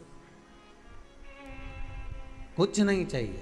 भगवान कहता है कि मुझे मेरा दिया हुआ मत दे, जो तेरा है वो मुझे दे दे। कितना सुंदर पहले भी कहा, फिर कहते हैं कि अहंकार आपका अपना है, और जब अहंकार आप भगवान को दे दोगे तो आप तो वैसे ही सृष्ट हो जाओगे।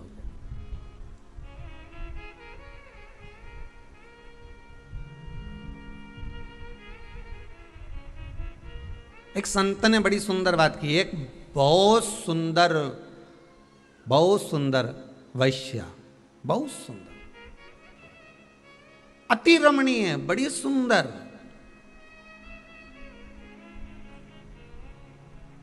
जिसकी सुंदरता का कोई बखान ही नहीं कर सकता, इतनी सुंदर थी। सब लोग उसका बखान कर रहे थे, बड़ा सुंदर है वो, बड़ी सुंदर है वो, बड़ी सुंदर है। उसके नैन बड़े बड़े हैं, उसकी नासिका बड़ी सुंदर है, उसके अधर बड़े सुंदर, उसके कर्ण बड़े सुंदर, उसके कपोल बड़े सुंदर, उसके केश बड़े सुंदर। संत के पास खबर पहुंची, संत निकल कर जा रहे थे, तो संत ने कहा कि आप कह रहे हो कि इतनी सुंदर है, पर मुझे लगता है कि मेरे त्रिकालदर्शी से ज्यादा सुंदर नहीं हो सकता, मेरे भगवान से ज्यादा सुंदर नहीं हो सकता। तेरी प्रतिमा इतनी सुंदर तो कितना सुंदर होगा, उससे ज्यादा सुंदर नहीं हो सकती। संत ने कहा चलो हम भी चलकर देख लेते हैं, पर हम उसके घर के अंदर प्रवेश नहीं करेंगे, बुलाओ उसको बाहर। वैश्या को बाहर बुलाया गया। जैसे ही बाहर बुलाया, संत ने कहा तुम इसकी बात कर रहे हो, इसकी बात कर रहे हो कि ये इतनी सुंदर है। संत ने कहा व्यक्ति कितना भी सुंदर हो, चाहे उसके चेहरे पे हीरे लटक रहे हो। संत बोला पर इसकी जो परछाई है वो तो काली ही है। संत बोले इसकी परछाई गोरी है क्या? आप लोगों में से जितने भी हैं जो रोज दर्पण देखते हैं, चौटी भी करते हैं, बढ़िया सुंदर श्रृंगार भी करते हैं, 50 बार विचार भी करते हैं कि मैं कितनी सुंदर, कि आज जोरदार लग रही, ने लहंगा ने चोली ने चुंदड़ी सब पहनी, बड़ी सुंदर दिखे। पर अभिमान किस चीज का करें? अगर सुंदरता का अभिमान आए तो एक बार चलते हुए रास्ते में अपनी परछाई जरूर देख लेना कि आप कितने भी सुंदर हो पर परछाई काली है। उसी तरह संसार की जितनी वस्तुएं हमको प्राप्त हो रही है, संसार की जितनी वस्तुएं हमको मिल रही है, संसार के जितने लोग हमको मिल रहे हैं, ये सुंदर बड़े होंगे। फ्रिज भी सुंदर है, वॉशिंग मशीन भी सुंदर है, एसी का रूम भी सुंदर है, डनलप का गद्दा भी सुंदर है, ये सोने की रकम भी सुंदर है, ये हाथ में पहनने वाले आभूषण भी सुंदर हैं, गले में धारण करने वाले सारे आभूषण भी सुंदर हैं, सब कुछ सुंदर है। पर ये सुंदरता के साथ में इसकी परछाई भी तो देखो कि ये काली है कि नहीं।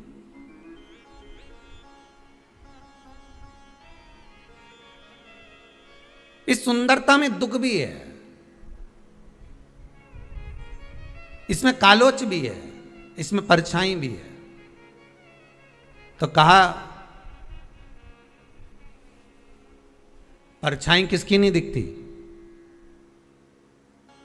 एक समय, एक पल, एक घड़ी, एक क्षण प्रतिदिन हर मनुष्य को प्राप्त होता है जिस समय पर मनुष्य की परछाई नहीं दिखती है।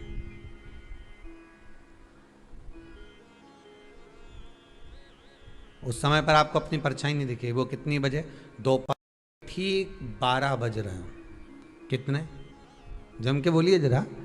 आपकी घड़ी के आगे पीछे हो सकता है, अगर घड़ी आगे पीछे होगी तो भले परछाई दिख जाएगी, पर ठीक अभिजीत मुहूर्त में ठीक दोपहर के 12 बज रहे हो और सूर्य तुम्हारे मस्तक पर होगा, उस समय पर परछाई दिखेगी क्या? नहीं। सूर्य थोड़ा सा भी पीछे हुआ, आगे हुआ तो परछाई दिखेगी, पर ठीक सूर्य तुम्हारे मस्तक पर होगा तो परछाई नजर नहीं आएगी। शिव महापुराण की कथा कहती है जिस समय पर तुम्हारे मस्तक पर सूर्य होता है उस समय पर परछाई नहीं दिखती, उस समय पर केवल तुम ही नजर आते हो, उस समय पर केवल तुम ही रह जाते हो। उसी तरह जिस समय पर तुम्हारे मस्तक पर शंकर की कथा, शिव महापुराण और शंकर के चरण विराजमान होते हैं, तब व्यक्ति को कुछ नजर नहीं आता, केवल महादेव ही नजर आता है, केवल शिव ही नजर आता है, कोई दूसरा नहीं दिख सकता, कोई परछाई नजर नहीं आ सकती। हमें हमारा अंधेरा तत्व नजर नहीं आ सकता, हमें हमारी कालोच नजर नहीं आ सकती, उसमें केवल शिव ही दिखेगा।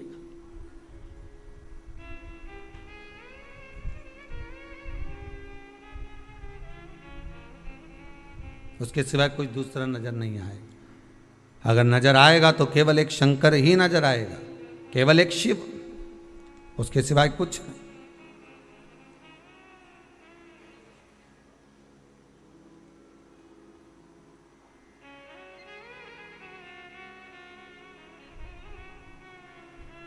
एटीएम पर गए, तुरंत आपने वो अपना जो कार्ड था वो उसमें लगाया, पैसा निकाल के लिया। बोलो सही है कि गलत है? गए, कार्ड लगाया, लेकर आ गए। तो कई लोगों ने एक प्रश्न लिखकर भेजा, गुरुदेव भगवान को भी एटीएम जैसा होना चाहिए। जैसे ही हम मंदिर में जाएं, जैसे ही हम भगवान से प्रार्थना करें, जैसे ही हम भगवान से निवेदन करें और भगवान हमारी बात सुन ले, जल्दी से हमारी गोदी भर दे, जल्दी से भगवान हमें धन दे दे, वैभव दे दे, सत्ता दे दे। पर भगवान बहुत धीरे धीरे सुनता है, बहुत धीरे धीरे। कारण क्या है? शिव महापुराण की कथा कहती है कारण एक है, भगवान देखता सब कुछ है। मेरा मालिक, मेरा दातार, मेरा दयालु, मेरा कृपालु, मेरा दानी दातार देखता सब कुछ है, सब कुछ देखता।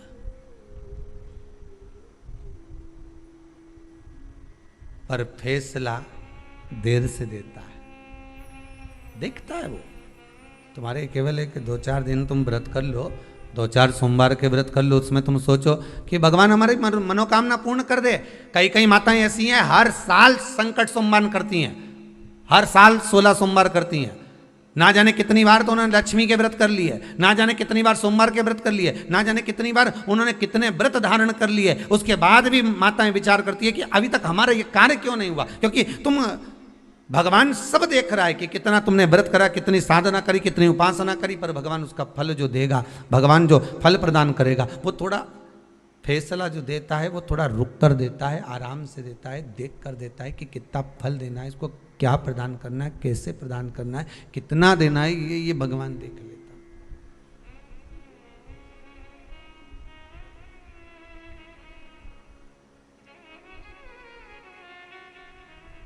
हे शंकर, हे त्रिकालदर्शी, हे कैलाशी, हे अविनाशी, बस प्रार्थना मेरी ये स्वीकार करिए, मेरी अर्जी केवल इतनी सी है। हे शंकर, मैं हृदय से आपको भजूं, इस शरीर के द्वारा नहीं, मन से भजन। अगर शरीर से भजन होता तो ईमानदारी से बोलो, जो आंख से अंधा होता वो भगवान को कैसे प्राप्त करता? बोलो सही है कि गलत है? जो कान से सुनाई नहीं देता तो उसको भगवान मिलता क्या कभी? क्योंकि ये तो कथा ही नहीं सुने, बेड़ा है, तो इसको भगवान कहाँ से मिलेगा? और जिसके हाथ नहीं होंगे उसको भगवान मिलता कि नहीं मिलता? तो कहते इसके तो हाथ ही नहीं, इसने तो सेवा नहीं करी, इसने तो दान नहीं करा, इसने तो पुण्य नहीं करा, तो इसको भगवान कैसे मिलेगा? जो पाँव से विकलांग होता उसको भगवान मिलता क्या? अगर शरीर से भगवान मिलता होता तो भगवान कभी प्राप्त नहीं होता। भगवान तो तुम्हारा हाथ देखे ना पाँव देखे, ना तुम्हारा ये मुंडा देखे, भगवान कहीं नहीं देखे, भगवान तो एक चीज देखे कि इसका मन कितना क्लीन है, भगवान तो मन देखे। अब तुम भले खजूर वाली बनाओ चाहे इससे वो बक्कल लगाओ, भगवान के कोई फर्क नहीं पड़े तुम्हारा वो खजूर से, और भगवान के कोई नहीं फर्क पड़े तुम्हारा वो बक्कल से।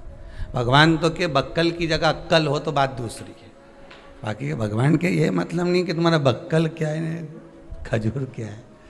भगवान तो केवल देखे निर्मल मन सोई सो मोहि पावा, मोहि छल छिद्र कपट ना भावा, मुझे मन चाहिए तेरा।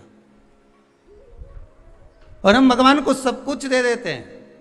ऐसा संसार का कोई मानव नहीं जो भगवान को नहीं देता। कि तिरुपति गए थे, क्या देकर आए? तो क्या हम बाल दिया है, देखे आए कि नहीं आए? अरे बोलो तो सही, गए थे दिया है, ठीक है। तो किसी ने पूछा किसको देकर आए, जम के तो बोलो जरा, किसको दिया? तो कि भगवान के दिया। अच्छा,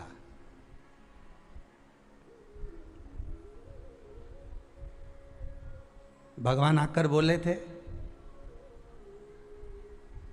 जम के तो बोलो जरा। नहीं, बोला किसने था? और साथ में जो दोस्त गया था ना, मेरा बेस्ट फ्रेंड, उसने अपने बाल दिए थे। मैंने सोचा भगवान जल्दी प्रसन्न होगा, मैं भी दिया। मना नहीं है, बालाजी को बाल चढ़ाओ, हम मना नहीं करेंगे, पर बात केवल इतनी सी है, बाल तो देकर आए, रुपया भी खूब देकर आए, पर मन नहीं देकर। भगवान कहता है मुझे इन सब वस्तुओं से ज्यादा प्रिय है तेरा निर्मल मन, तेरा स्वभाव, तेरा भाव। मुझे दिल चाहिए, बस हृदय चाहिए, और हम वही तो नहीं दे सकते।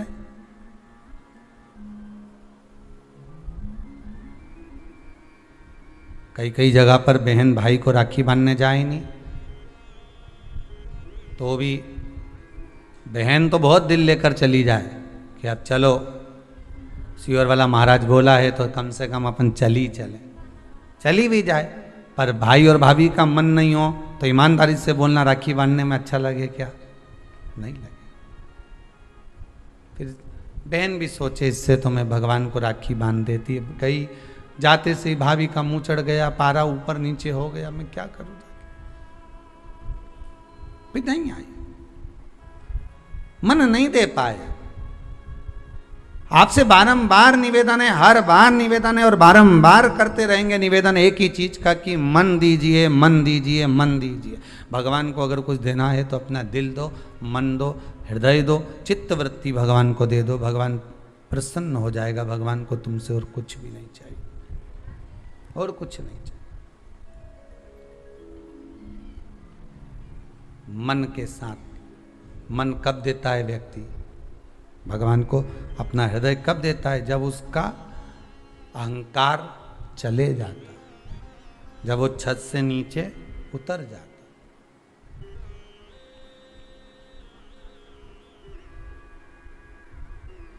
बहुत अभिमान है लोग के, क्या कहें, इतना अहंकार।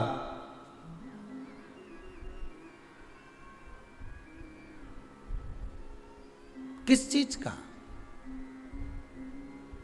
अरे जोर जवानी ढलक जाएगी, जीवन बचा बस 2 दिन का, तू कर ले रे प्राणी भजन प्रभु का। केवल 2 दिन।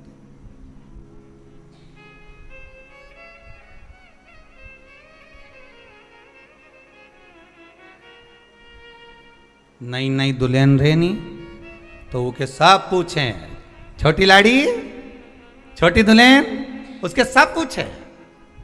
अब जब वो पुरानी हो जाए तब कोई पूछे? अरे बोलो तो जम के कहीं नहीं पूछे।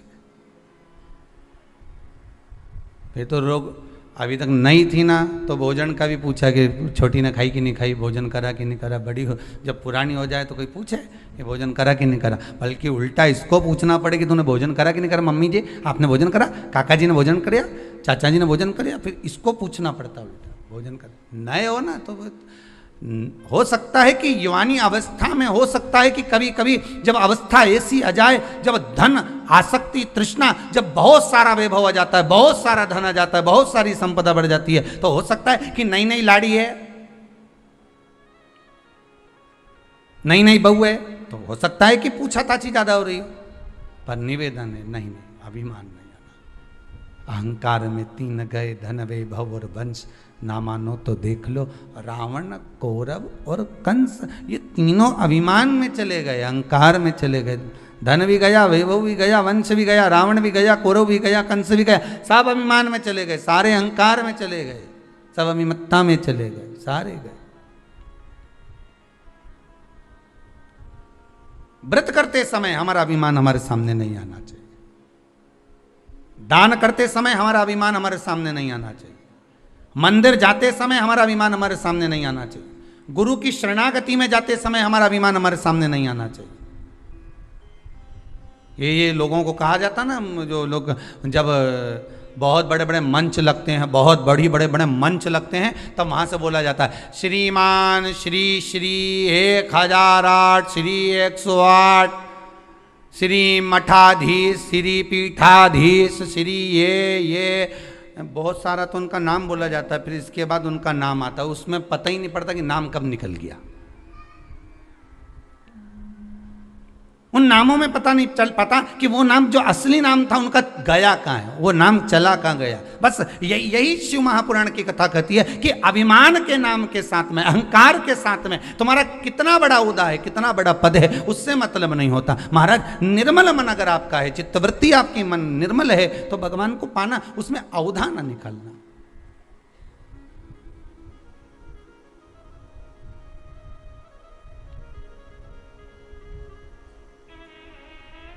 जिस दिन व्रत करो,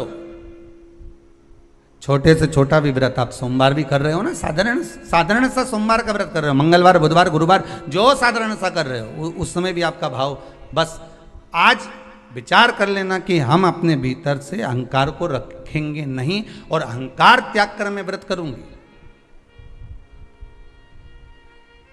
अब उठाओ व्रत की किताब, जितनी भी किताब आपके पास में अपनी अलमारी में रखी हो व्रत की, अभी थोड़े दिन बाद तीज का व्रत आने वाला होगा, हरतालिका तीज, बड़ी तीज, छोटी तीज, चतुर्थी, छठ, सब आएगी, सबकी किताब है तुम्हारे घर में। ऐसा नहीं है कि तुम्हारे घर में किताब नहीं हो, बड़ी चतुर हो तुम लोग, ईमानदारी की बात, क्योंकि तुम लोग जब व्रत करती हो तो पोथी पढ़ती भी हो, तो सबके घर में किताब रखी है, सत्यनारायण भगवान की भी रखी है, सबके घर में पोथी रखी है। तीज माता की किताब निकाल लेना, छठ माता की निकाल लेना, हर छठ की निकाल लेना, आप प्रदोष की निकाल, उसमें लिखा है प्रातः काल में उठकर सबसे पहले स्नान करिए, लिखा कि नहीं लिखा, उसके बाद में फिर ये काम करिए। तो उसमें लिखा है कि स्नान करो, क्या लिखा है? स्नान करो, उसमें यह नहीं लिखा कि नहाओ।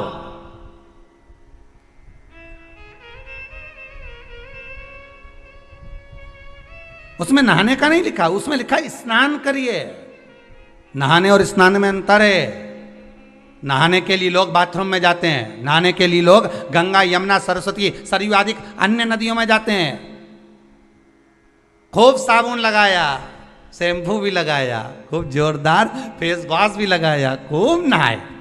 तो इसमें किताब में जो लिखा, तुम्हारे घर में भी जो किताब उसमें पढ़ना, उसमें लिखा स्नान करिए सबसे पहले। तो स्नान और नहाने में अंतर है। नहाने का मतलब है कि बाथरूम में गए, सर्फ साबुन लगाया, नहा लिए। नहाने से केवल शरीर साफ होगा, और स्नान का मतलब होता है कि किसी सदगुरु के पास बैठकर, भगवान के सामने बैठकर, एक आसन कुशा का लगाकर उस पर बैठकर भगवान का भजन कर लेना, मतलब स्नान हो गया। या शरीर साफ नहीं करना, या मन साफ करना, आत्मा को निर्मल करना।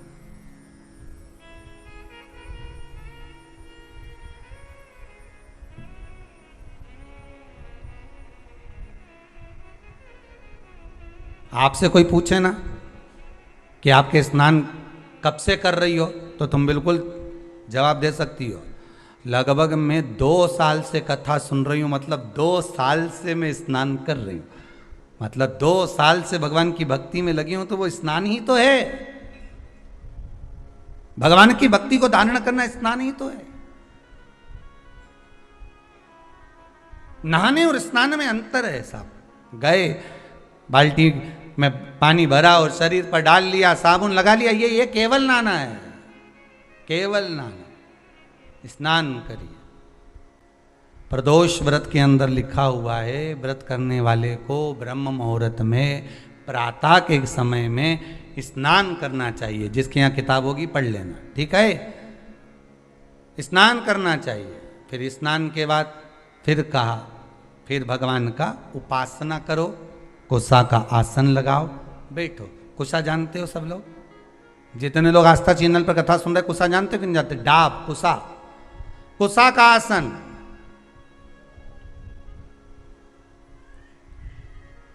ब्राह्मण कुशा कब तोड़ता है?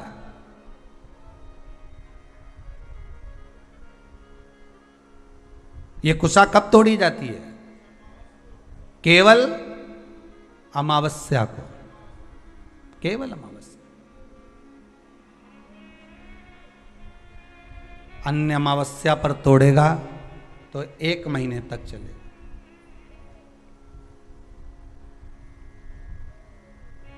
केवल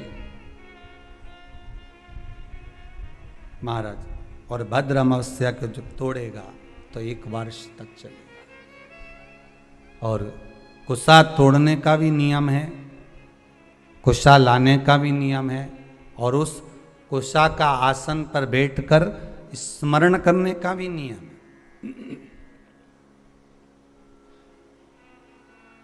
कुशा का आसन पर बैठने का भी नियम है। ये जो बाजार में जो कुशा के आसन मिलते हैं, आप अगर बोलकर बनवाएंगे कि हमको बिल्कुल ओरिजिनल कुशा का आसन चाहिए, हमको असली कुशा का आसन चाहिए, तो आपको प्राप्त होगा। जिनके चेहरे पर आंखों के नीचे कालापन हो जाता है, कुशा का आसन वहां भी काम आता है। कि आप थोड़ी देर, आधा घंटा, 20 मिनट, 25 मिनट जब भगवान की सेवा कर रहे हो, कुशा के आसन पर बैठ जाइए। आपको किसी क्रीम की जरूरत नहीं पड़ेगी, किसी आपको पाउडर की जरूरत नहीं पड़ेगी। आप कुशा के आसन पर बैठकर भगवान का भजन करो। जितनी देर बैठ सकते हो उतनी देर कुशा के आसन पर बैठो। 4 दिन, 8 दिन, 15 दिन कर कर देखना, आंखों के नीचे से कालापन समाप्त हो जाएगा। कुशा के आसन में वो तेज बल होता है कि नेत्र की ज्योति भी बढ़ा देता है। कुशा के आसन में वो बल होता है कि आदमी के नेत्रों पर जो चश्मा चढ़ा होता है वो तक समाप्त हो जाता है।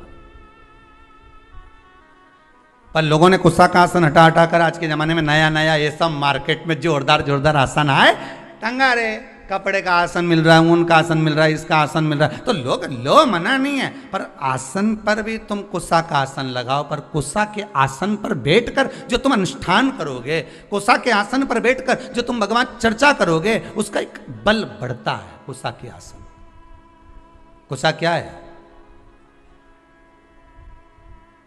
जब माता जानकी जी पृथ्वी में समा रही थी, भूमि में जा रही थी, राम जी ने रोकना चाहा, रुको जानकी, रुको सीते, सीते सीते करते करते राम जी भागे, सीता को पकड़ने ही वाले थे। माता सीता पृथ्वी में जाने लगी, केवल उनके केश जानकी जी के थोड़े से हाथ में आ गए। बस वही केस ही कुशा है, वही केस ही कुशा है।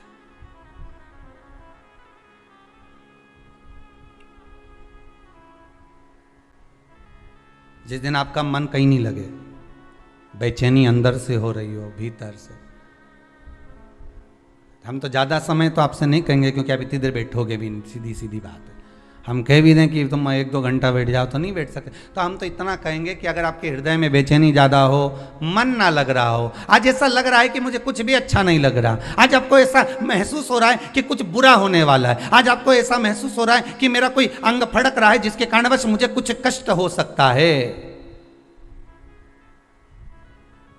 आज मुझे स्वप्न अच्छे नहीं आए हैं, आज मेरी विचारधारणा ठीक नहीं लग रही है, आज मुझे कोई घात का योग बन रहा है, मेरे ऊपर कोई ग्रह बेकार चल रहा है, इसलिए आज मेरा मन नहीं लग रहा, आज मुझे बेचैनी, आज मैं इस मार्ग से जाऊंगा और मेरे साथ में घात होगी। तो निवेदन है कम से कम 10 मिनट से लेकर 15 मिनट के भीतर आप कुसा के आसन पर आराम से बैठिए और बैठकर भगवान का स्मरण करिए, नारायण का, शंकर का, राम का, कृष्ण का, जिसकी मर्जी पड़ जाए उसका स्मरण, तुम्हारे गुरु मंत्र का स्मरण कर लो, तुम्हारे गुरु का स्मरण कर लो, पर करो 15 मिनट बैठकर कर लीजिए। उसके बाद आपके हृदय में जो हलचल मची हुई थी वो एकदम शांत हो जाएगी। 15 मिनट से ज़्यादा में करना ही नहीं, तुम तो 15 मिनट करके देखो, और करके जरूर देखना कहीं सियोर वाला महाराज झूठ तो नहीं बोल रही, करके देखने में अपना क्या जाए।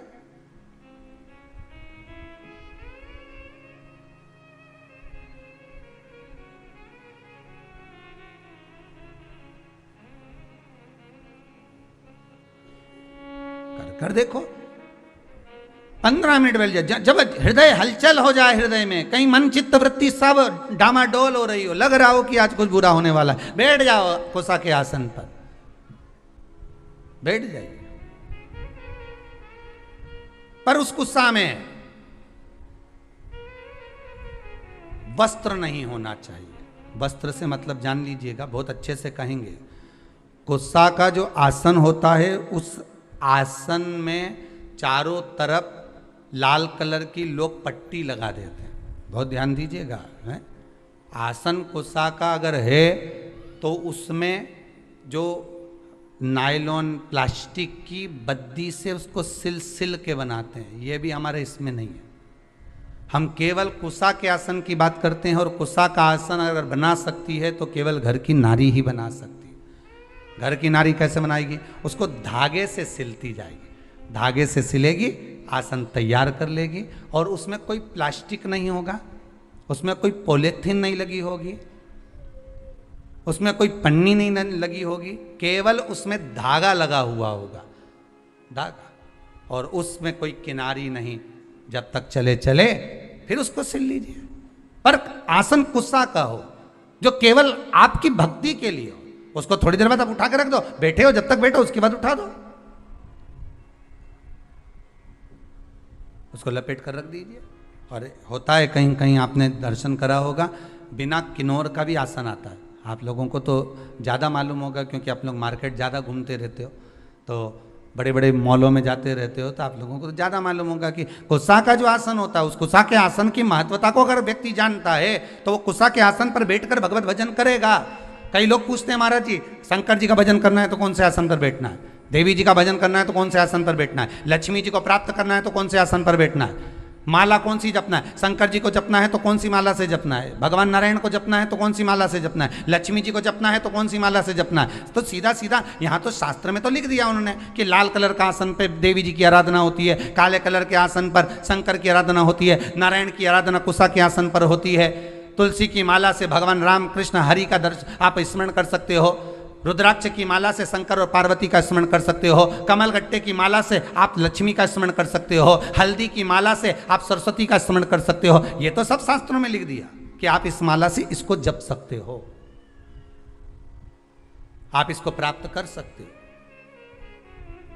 पर अगर हमारे पास में कुछ भी नहीं है, कोई काला आसन नहीं, कोई लाल आसन नहीं, कोई ये आसन नहीं, तो आप कुसा का आसन, मात्र कुसा का आसन बिछा लीजिए, बहुत बस परमात्मा प्राप्त कर लेगा। जिस देवता को भाग दोगे, देवी को, देवता को, शंकर को, नारायण को, राम को, कृष्ण को, जिस देवता को आप भाग दे रहे हो उसको प्राप्त हो जाए। उद्यापन करते हो किसी व्रत का? बोलो हर हर महादेव। उद्यापन करते हो व्रत का? संकट सोमवार का व्रत करते हो तो उद्यापन करते हो, 16 सोमवार का व्रत करते हो तो उद्यापन करते हो। कोई भी व्रत आपने करा, संतोषी माता का करा, एकादशी का करा, प्रदोष का करा, तो उद्यापन करते हो। उद्यापन का मतलब क्या होता है?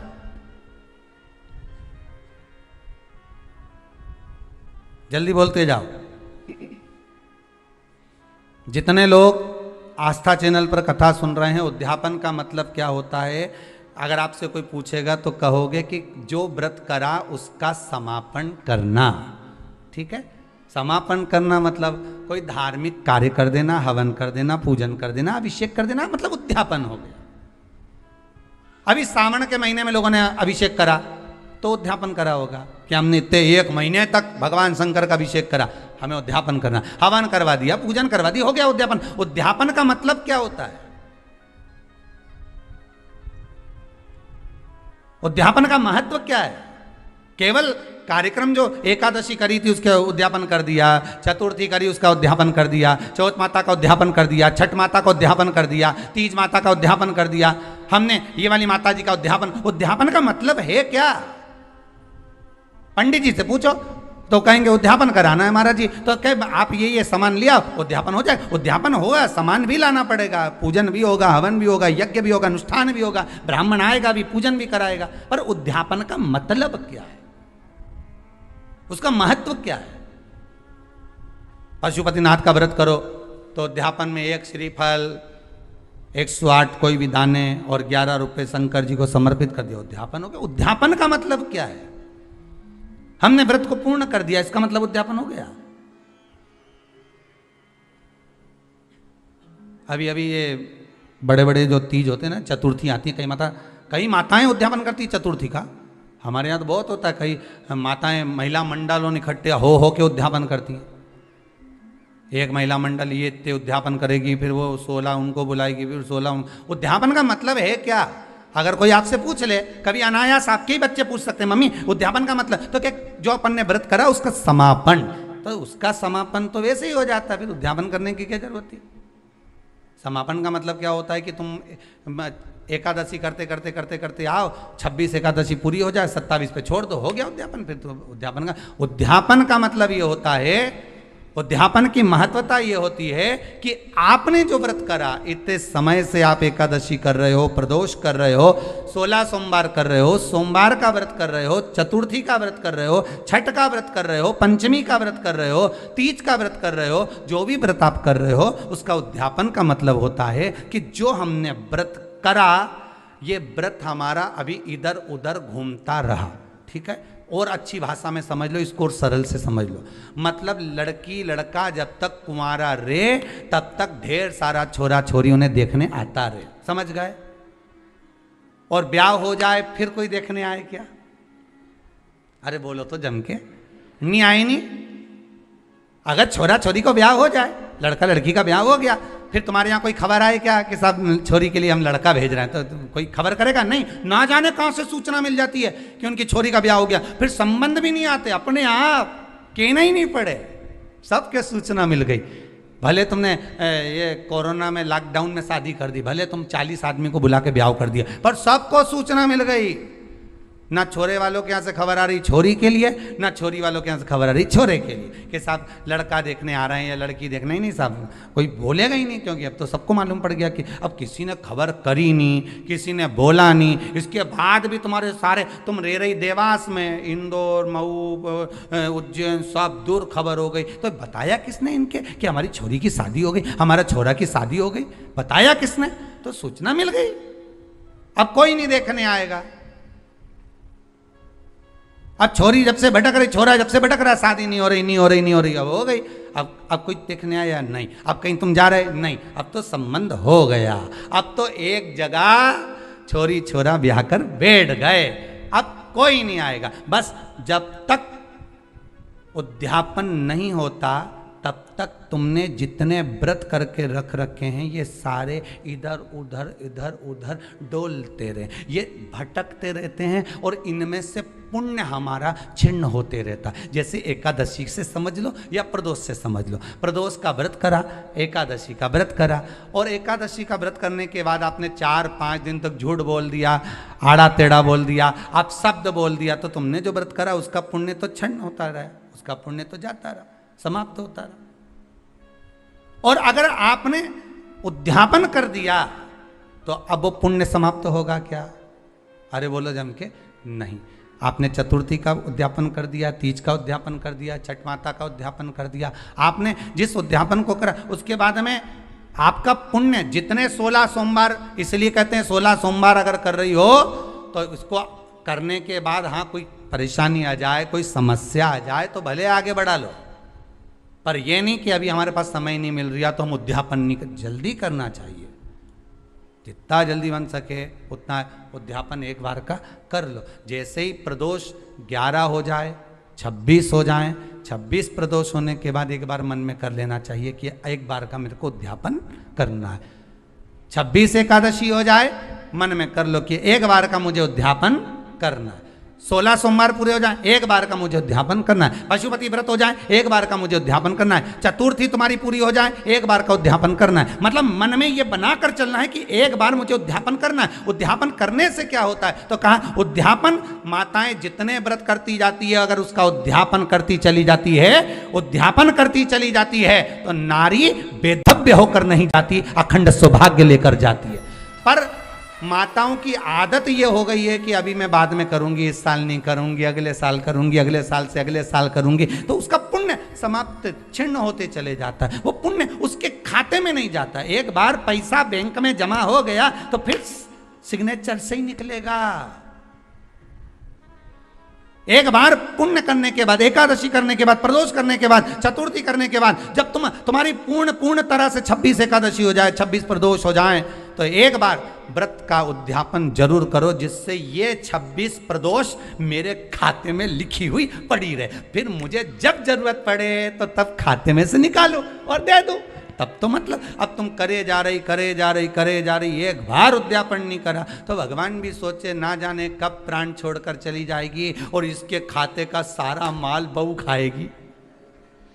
सीधी बात है, जितनी छोड़कर जाओगे घर में, जो घर में छोड़कर गए हो वो तो दूसरा ही खाएगा ना। और तुम्हारे खाते का तो तुम्हारे सिग्नेचर के बगैर किसी को नहीं मिले। कई लोग तो मर के चले गए और जाने के बाद जो ये बीमा करवाया था, जो सामान पैसा इतना इधर उधर पड़ा था, वो तो उसके खाते, भैया उसके सिग्नेचर दिखाओ, उसका कागज दिखाओ, मरने का सर्टिफिकेट दिखाओ जाके कि ये मर गया, तो फिर हम पैसा देंगे, नहीं तो काय को दे। यहाँ तो कागज चाहिए, सील ठप्पा चाहिए। भगवान भी कहेगा नीचे तूने एकादशी तो खूब करी, नीचे तूने प्रदोष तो खूब करा, चतुर्थी भी करी, तीज भी करी, छठ भी करी, सारे व्रत तूने करे, सोमवार मंगल बुध गुरु शुक्र शनि सारे करे, उद्यापन कौन से का करा। अब उद्यापन करने के बाद जो तू 26 कर आया, 11 कर आया, उसका खाते में तेरे पड़ा हुआ है। जब तू जाएगी तेरे खाते में लिखा हुआ मिलेगा कि मैंने 26 प्रदोष करी थी, तो उसका पुण्य मेरे सामने आए। और तूने ताली बजाई, जैसे राजा महाराजा ताली नहीं बजाए, उन्हें दासी दौड़ के आ जाए, बस तू वहां जाके ऐसी ताली 3 बार बजा देना, हर हर महादेव के ने प्रदोष सामने, ने एकादशी सामने, वो सामने। और फिर वो प्रदोष माता फिर प्रदोष पूछेगी, भगवान शंकर के गण पूछेंगे, तुमने ताली बजाई, हुजूर बोलिए क्या बात है। बस ये मेरे को नरक ले जा रहे हैं, 94 तरह का नरक में डालने की बात कर रहे हैं मेरे को। मैं कौन समझ जा, बस मेरे को नरक में डालने की बात कर रहे हैं। अब बोलो। तो प्रदोष तुरंत सामने आके खड़ी हो गई, क्या बात करते हो साहब, इनने 11 प्रदोष का व्रत करा है, इनने 26 प्रदोष करी, तो कि करी तो खूब सारी, पर इसने उद्यापन एक का भी नहीं करा, तो भले नहीं करा पर व्रत तो कि सील रजिस्ट्री होगी प्लाट पे तो मकान बनाने में दिक्कत नहीं आएगी।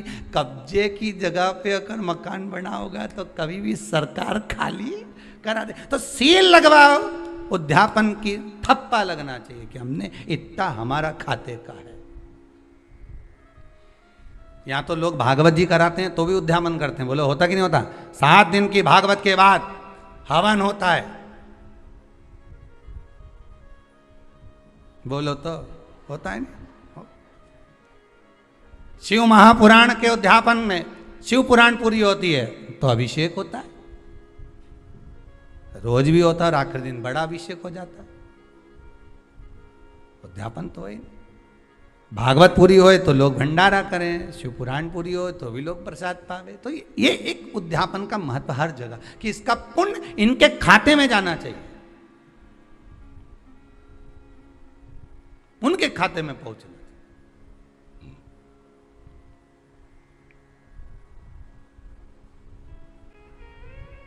अब पुण्य खाते में जाए नहीं और तुम मन में विचार करके बेटी कितना एकादशी करूँ रे, मेरे हमारी मम्मी इतना व्रत करे नहीं, चतुर्थी का करे नहीं, सोमवार का कर ले, बताओ गुरुवार का भी खूब कर रही तुम भी ऐसे हो।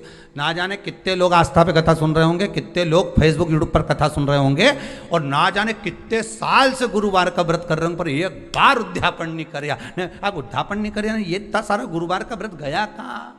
हम तो खूब करे। ऊपर जाते से तुम भगवान गुरु महाराज से लड़ोगे, बृहस्पति देवता से, क्यों हमारा व्रत कहाँ गया? हमने तो इतना करा था। बृहस्पति महाराज बोले करा तो था पर सिल ठप्पा नहीं लगा था, कब्जे की जगह पे बैठे थे, जा धक्का मार निकाल दिया। अगर रजिस्ट्री होती तो बात दूसरी होती। हाँ, अगर रजिस्ट्री होती तो बात दूसरी होती। कब जाकर कर बैठे हो? तो फिर नहीं हो सकता।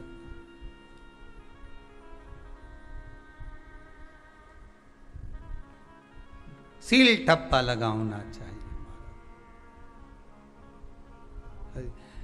इस जमीन और जायदाद की रजिस्ट्री के चक्कर में मत पड़ना बिल्कुल भी। जो जरूरत की रजिस्ट्री है वो तो आज तक नहीं करवा पाए हो। कब से सोमवार का व्रत कर रहे हो रे? जब तो शादी नहीं हुई थी तुम्हारी तब से कर रही हो, अभी तक कर रही हो। हमारे तो जब से नहीं छोड़ा मैंने। जब बात करे ना माताएं इतनी जोरदार जोरदार बात करें नहीं, ये आंवला का पेड़ के नीचे कभी कभी बैठ ही जाए कुबेरेश्वर धाम में आके, और जब शाम का समय बैठे नहीं तो जब बात करें नहीं तो सुनना। हम तो कब से व्रत कर रही, मैं तो सोमवार का व्रत ने मैंने तो कब से पकड़िया। नहीं, तूने सोमवार के तो पकड़िया पर महादेव ने तुझे नहीं पकड़िया। सोमवार तो तूने पकड़िया। कब से करी रही मैं तो सोमवार का व्रत।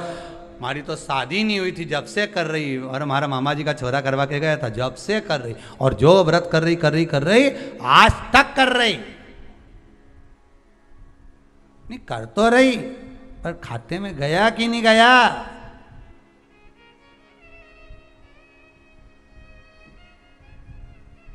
चेक तो करो कि तुमने जो विठले सेवा समिति को जो दक्षिणा दान दी है मंदिर के लिए, गौशाला के लिए, वृद्धाश्रम के लिए, भोजन भंडारे के लिए तुमने अमाउंट डलवाया है, वो सही जगह पहुंचा कि नहीं पहुंचा? पहले पूछो तो फोन लगा के ऑफिस में, क्यों महाराज जी आ गया कि नहीं आया? तब वो चेक करे तो फिर मैसेज करे तुम्हारे पास में कि यहाँ पहुँच गया, रसीद आ गई, यहाँ पहुँच गया तो बात। अब मालूम पड़े तुमने डाल दिया और तुमने सोमवार का व्रत कर लिया और वो खाते में ही नहीं जुड़िया, तो मतलब क्या हुआ उसका थोड़ा तो फल तुम्हारे खाते में जाएगी। जीजियों कितनी मेहनत से करो रही तुम लोग, ईमानदारी की बात बताओ कितनी मेहनत कर। ये भाई लोग शनिवार का व्रत कितनी मेहनत से करें, इनसे भूखा नहीं रिवाज तो भी दुकान पे निकाल के मूंगफली का दाना खा जाए पर व्रत तो करे। भले वो किराना की दुकान में सामान निकाल के खा जाए पर व्रत तो करे। मखाना निकाल ले, कभी बादाम निकाल ले, और लोग ग्राहक भी पूछे आज सेठ जी क्या भूख ज्यादा लग रही? नहीं आज हमारा व्रत है। काहे का? शनिवार का। अच्छा, इतना में तो ग्राहक भी बोल जाए तुम्हें व्रत की क्या जरूरत है, तुम शनि से कम हो क्या? तो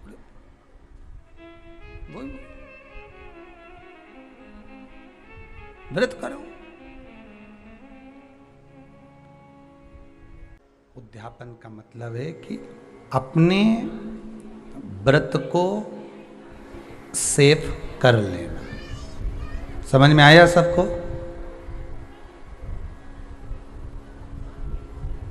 अपने व्रत को, जिस व्रत को आप कर रहे हो उसको अपने खाते में लिखवा लेना, अपने खाते में उसको जोड़ लेना। घर में पैसा तो बहुत है, धन वैभव बहुत है, तुम्हारे खाते में कितना? मूल चीज वो आती है कि तुमने भजन किया कितना, तुमने स्मरण कितना किया, जो करा सब कुछ करा, सबके लिए करा। आपने एकादशी का व्रत करा, प्रदोष का व्रत करा, आपने सोमवार का व्रत करा, सारे व्रत आपने जो करे वो करे, परंतु आपके खाते में कितने लिखेगा वो देखा जाता है।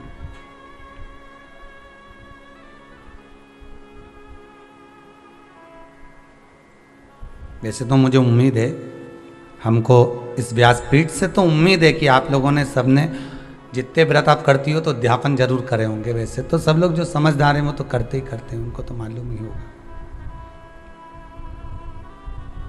पर अगर रह गए हो, नहीं कर रहे हो, तो प्रयास करिएगा। जो भी आप व्रत 26 व्रत कोई से भी आपके जैसे पूरे अधिक मास के हर महीने के जब व्रत पूर्ण हो जाएं तो प्रयास करा करो कि हम जो है रिटर्न बढ़ा, प्रयास करा करो कि हम व्रत का उद्यापन अवश्य करें। उद्यापन मूल है। व्रत की एक एक बात को हमको समझना है, व्रत की एक एक चरित्र को हमको ध्यान करना है। मैं बहुत बहुत साधुवाद देता हूं पटना बिहार में विराजमान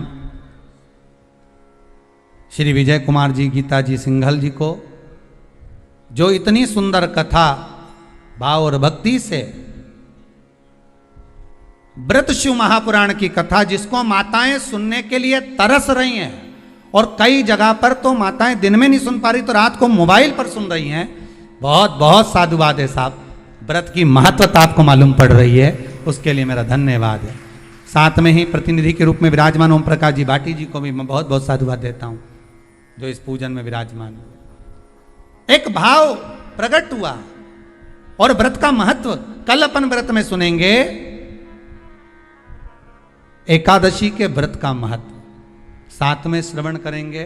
सुंदर चतुर्थी के व्रत का महत्व, जो ये 12 महीने चतुर्थी पड़ती हैं, उनका महत्व, उनकी आराधना, उनका नियम, उनका उद्यापन, उसको श्रवण करेंगे। तो कल एकादशी और चतुर्थी इन दोनों के व्रत का महत्व श्रवण करते हुए यात्रा को आगे बढ़ातेंगे। सुंदर आनंद में शिव महापुराण की आज द्वितीय दिवस की सुंदर व्रत शिव महापुराण की कथा आज दूसरे दिन की विराम लेती है। भाव भक्ति से एक बार प्रेम से दोनों हाथ उठाकर हर हर महा